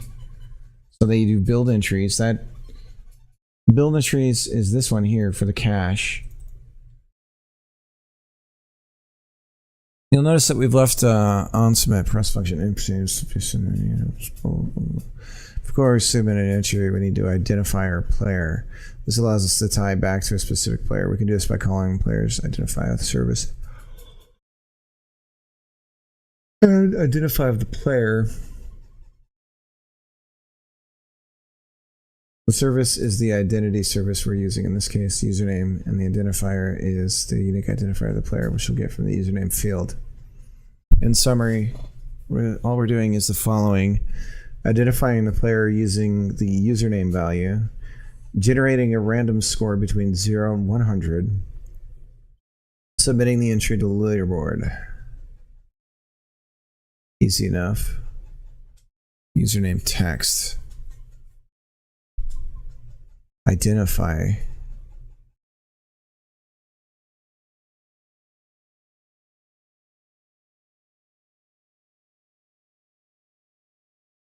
New entries automatically do the entries cache, which means we don't need to fetch the leaderboard entries again. We just call it build entries to update the UI with the latest data set.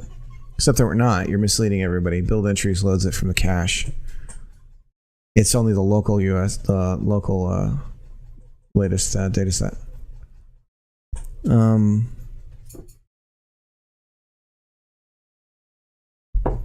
Okay. Don't believe your lying eyes. The code.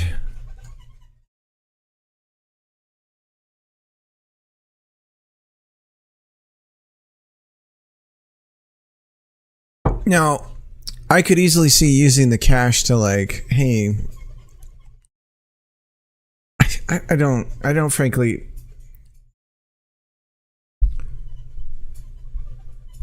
I don't know.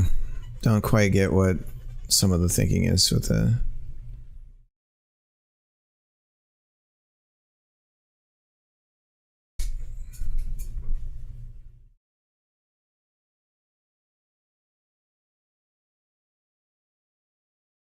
Okay, so before we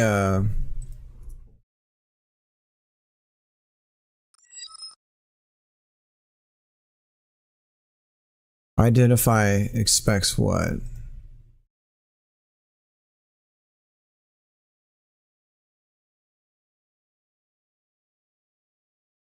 What's up?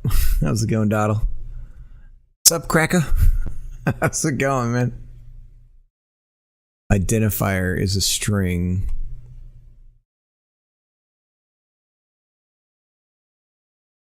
Service username identifier Bob.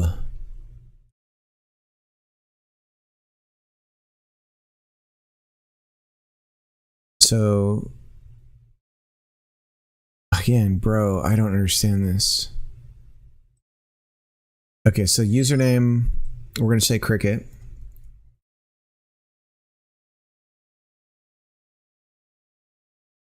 Okay. Score is an integer.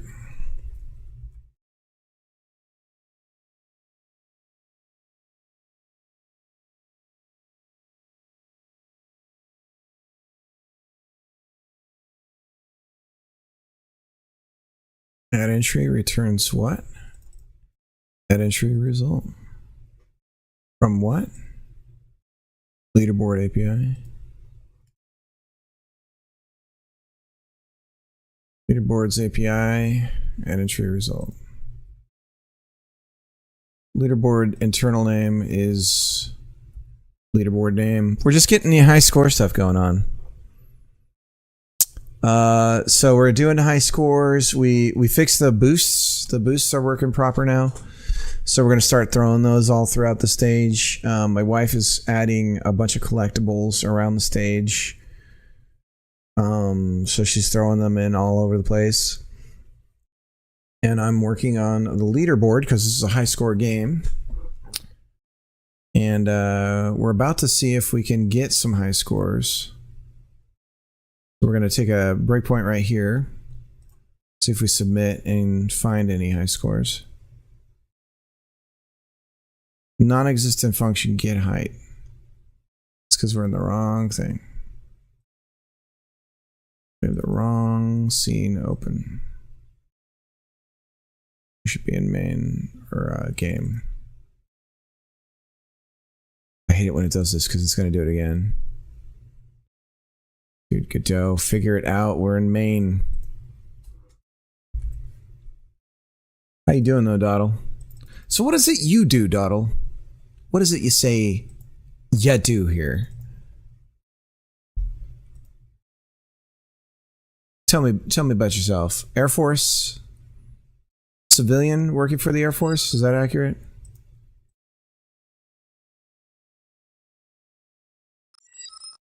No. You don't work for the Chair Force? I thought there was some tie-in with the Air Force with you, but maybe I'm thinking of somebody else.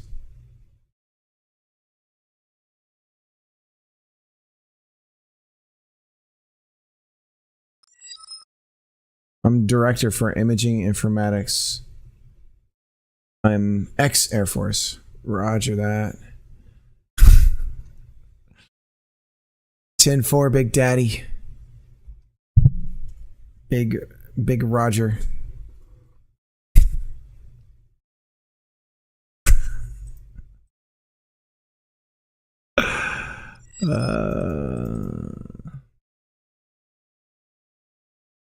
Radiology informatics.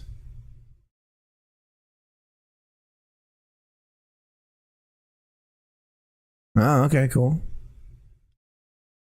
So you're doing a bunch of those like algorithms to clean up the data and stuff?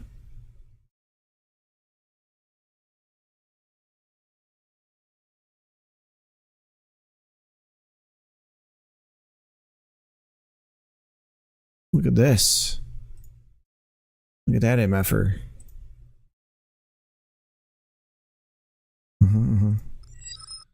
Yeah, saw a lot of this with my mom.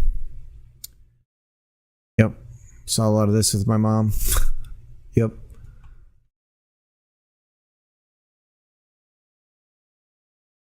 Petabytes of data imaging. Yeah, it's gonna be interesting seeing AI catch stuff. Be able to train it on years of data.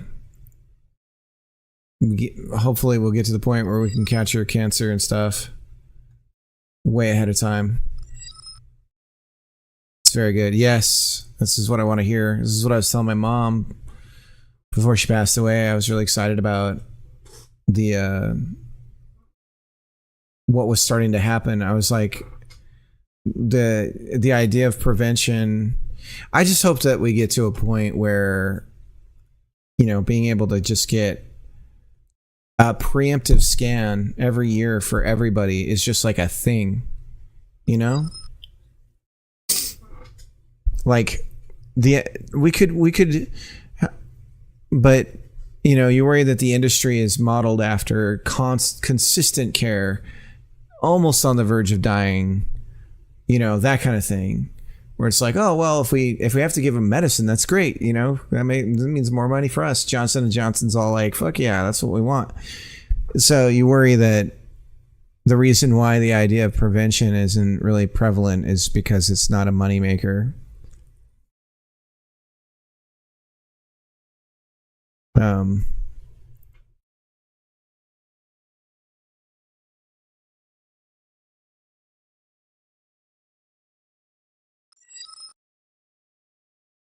A lot of imaging tests are prevention. Yeah, that's what I'm saying.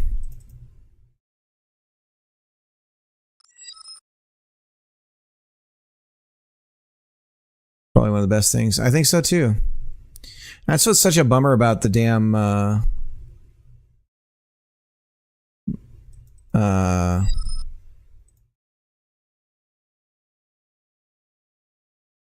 what the hell is going on here? Do we have a scene tree that's built? We do. What is going on? Did I break something? Oh, you know what I bet it was? I bet it was doing all this in ready. Yeah, because it's before gravity happens. We'll do it at the tail end.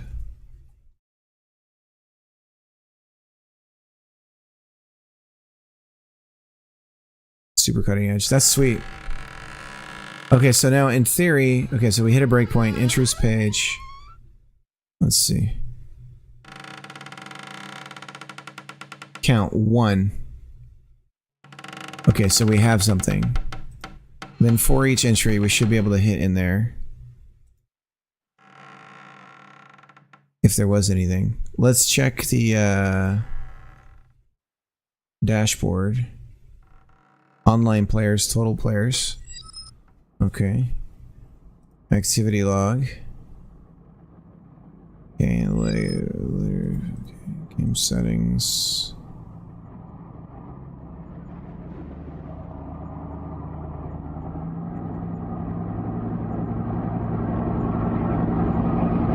Entries. Cricket score 82. Okay, so it works.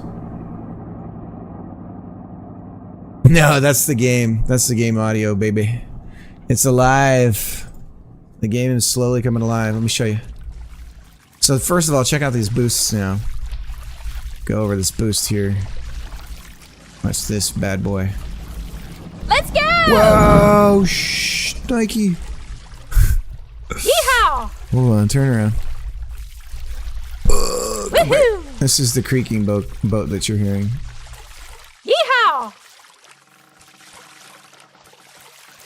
Woo! Yeehaw! It's this one right here. Woohoo! We also have, I have a wave, a flag waving in the wind sound that I'm going to add to it for the sails to kind of make it sound like an actual ship. This is just like somebody's just recorded a door, just like opening and closing very carefully. So it gives it that like wooden creaky sound of a ship in the... Oh! Anyways. Yeah, sounds bring it alive. Still got to add a bunch of them. But yeah, M's voice and her voice work on this is really what sells it.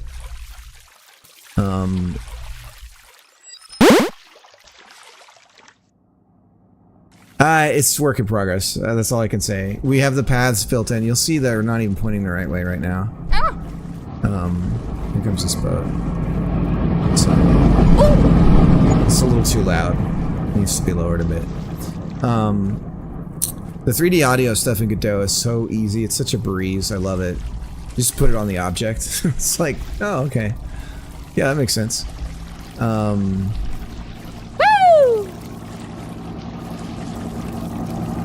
Yeehaw! I've got Doppler on the boats, so it's applying a Doppler effect as well. Yeehaw! But there's a weight factor in how much the boat weighs and all that kind of stuff. So, like, I can go through and adjust this boat's weight Woo! and change its buoyancy. Yeehaw!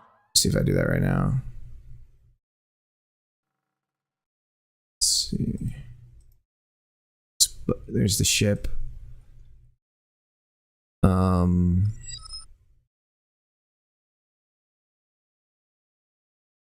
then we can change the weight. Oh shoot. Let me mess around with the weight. It's bouncing because it's colliding with the sides of the stage. And so then it like doesn't know what to do.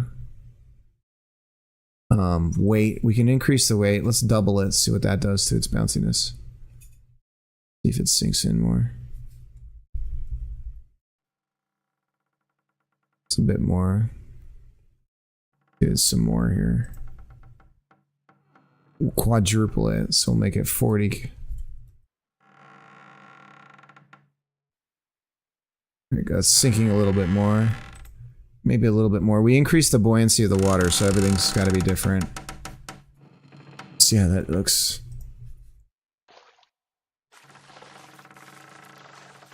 Yeah, so something like that's probably what we'll end up doing for the bigger boats.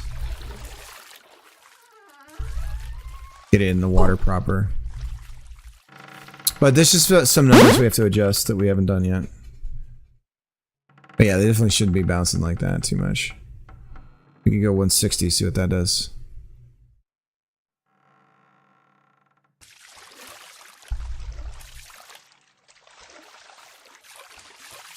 Yeah, that makes it really... A lot of this is just like physics is so much adjustments of like numbers and stuff. Yeehaw! Woohoo! Yeah, there it is. It's rail sliding right now. Woo! You see how it's colliding on the world? That's why it's bouncing. Yeehaw! She needs a beer, yeah. Well, we do have targeting now, so we can throw beer. So like when this guy gets close, we can throw beer at Bless it. his heart. We're about to get slammed by this thing. Oh! Oh! I love that one. That one's one of my favorites. And going, oh! It cracks me up. But yeah, we can target. You press and hold the throw button, and then when you're close enough, you'll get this reticle. Ow! And we need sound effects for the throw. I want a beer cracking sound, like a sound. And then, like maybe that sound when it hits, like, or I think I'll just record a soda, like I'll shake it up and then open it and Woo!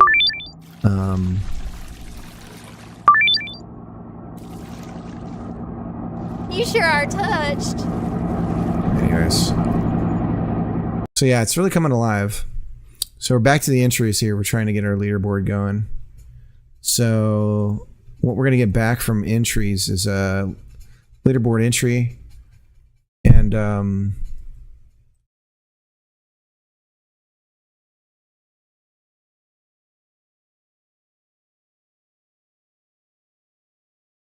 so these are the values we can grab.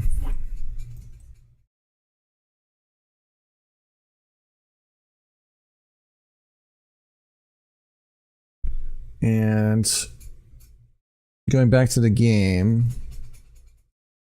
go over here. Yeah, it's funny. I'm totally rewriting the example they gave. I'm like, what is this? What are you doing? Like, I'm just getting mad at their example text. Like, what is this? This just cracks me up.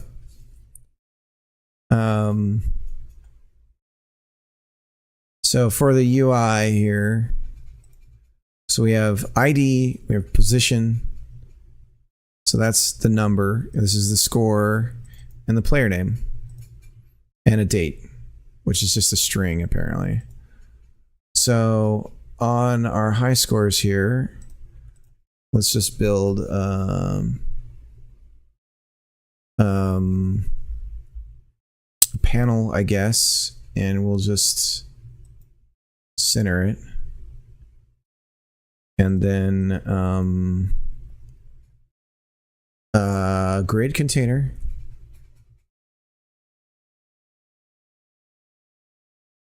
And we'll make this as big as it can be.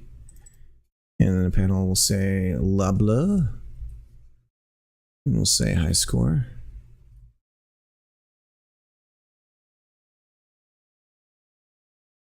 Like that. And the panel, can we apply margins to... No. It's so stupid. Margin container.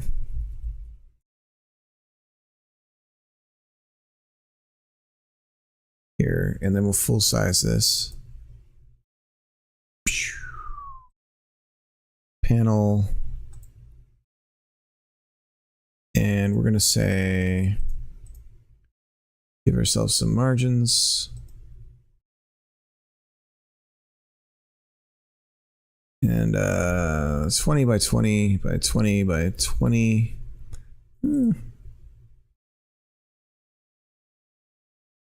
We get 40.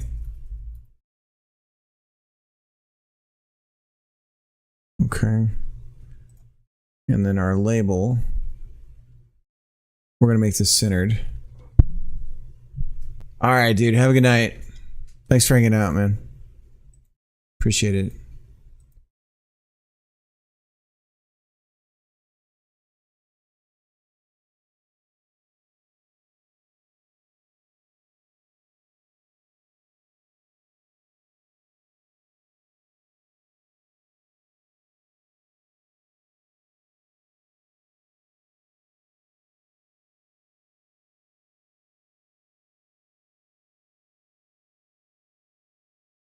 Okay, so high scores, grid container. This is the part where we'll introduce some reuse and do things differently, I guess, than we're seeing here. We're gonna create a scene of each entry, and this will have. Well, no, we only need one label. It's a grid container, though.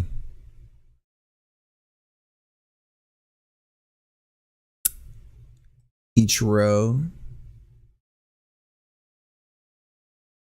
See, we could do sorting. Anyone really gonna want sorting, though? No. All right. So single label. And then we're gonna go make it big.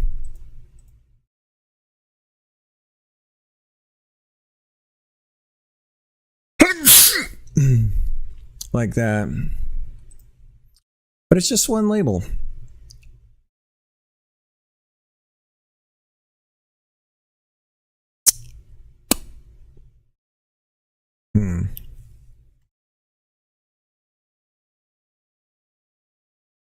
Yeah, see, it needs to be.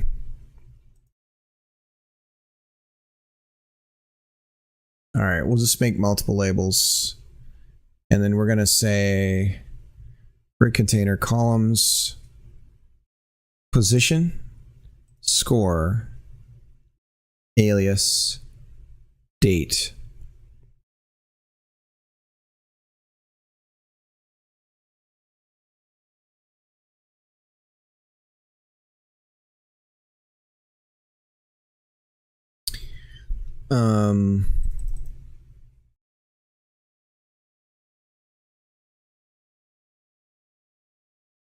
I think we'll use updated and not created.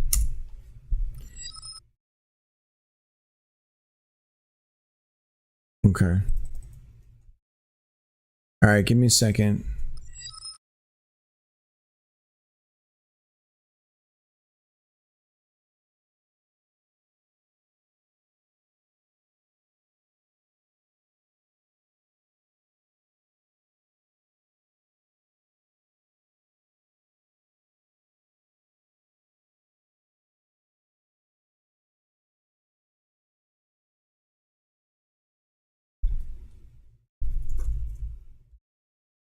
Do you want to watch the show? We can do that upstairs.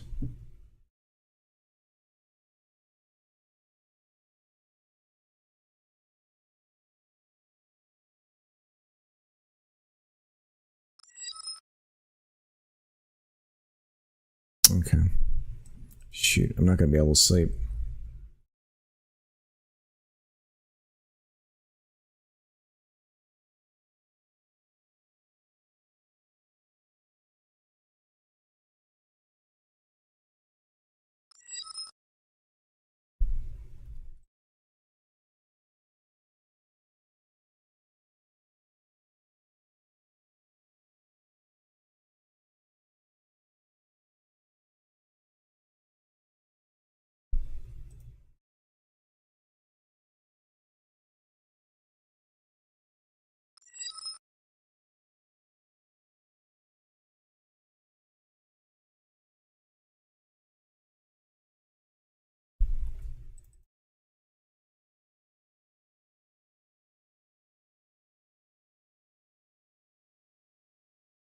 Okay.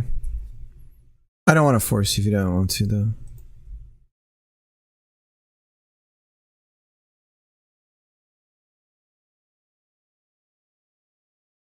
Okay, give me just a second here. And,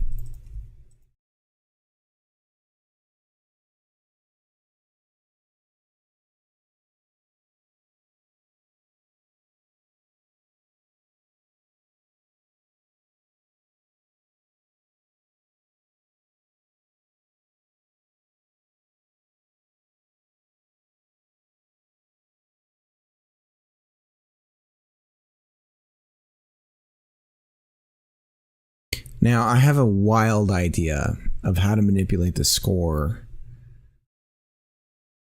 I've got a wild idea. If we can give it, if we know what the maximum number value could be, we can use the score to carry other data that it's not giving us access to.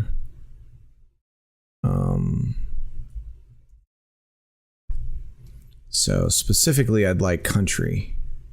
I'd like to create a war amongst different countrymen. You pick your flag.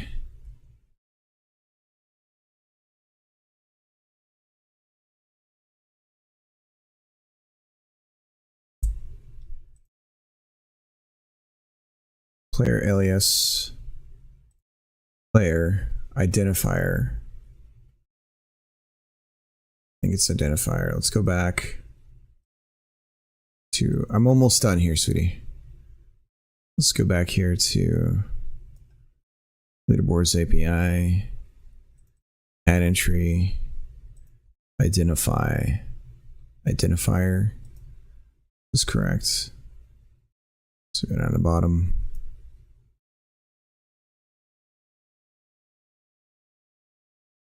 Player alias identifier.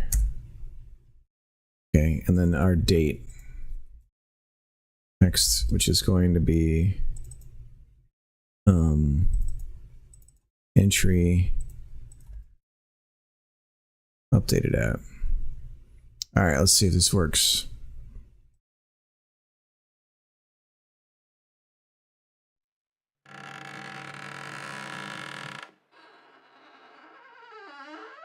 Nothing.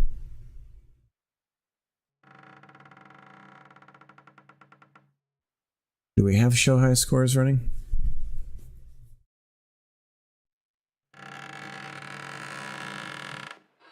Oh, we do. We're down here.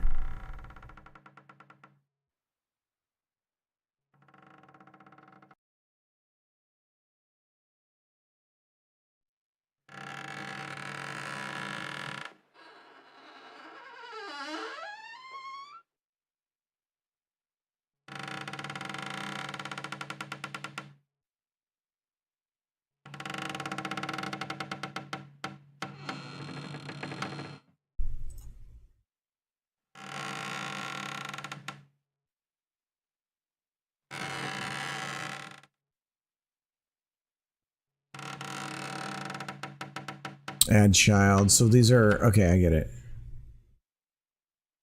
No. Entries page. Count is 4.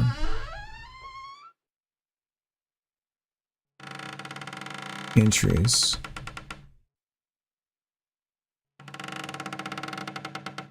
They are position, score, player alias.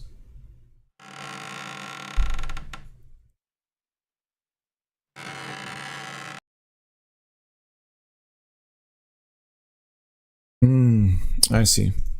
Okay. All right. You want to get? I'll get up there in just a second.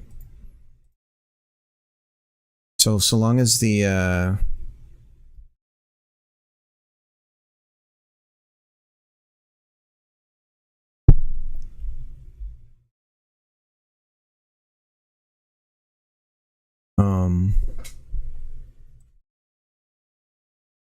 so long as the total entries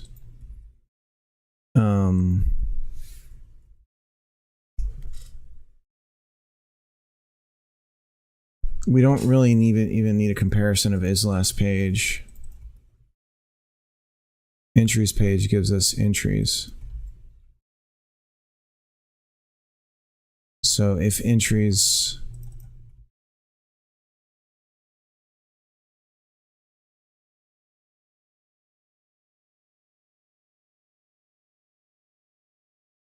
is less than is equal to 0, we break out.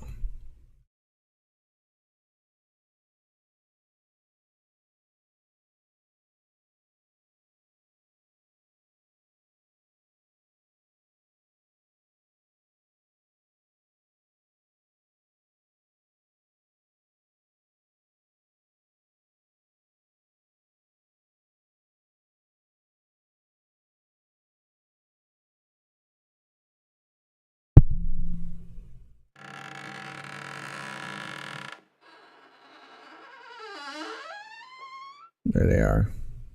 All right. Okay, we're gonna go ahead and end it tonight, guys. We got the high scores going in the game. It's the basic concept, but we need to apply it a little more strictly and rationally and a bunch of other stuff. But we have the basic idea here. And so we're gonna go ahead and raid out. Thanks everybody for hanging out. Appreciate it.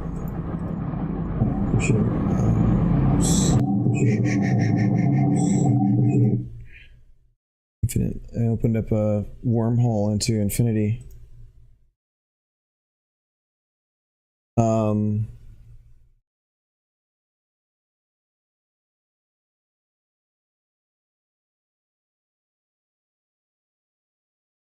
Hey, we can do Grumble of Pugs. We'll raid Grumble.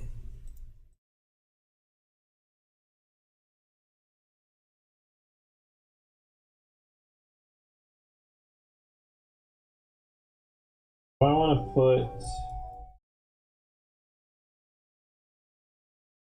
so I would have to make the height. All right, we'll raid Grumble. The height is. Pug Brotha. Pug Brotha snorts uncontrollably. Been in here a couple times. Normally this is let's see. All right, much love to everybody. Thanks for hanging out. I will see you guys tomorrow morning. Bye-bye.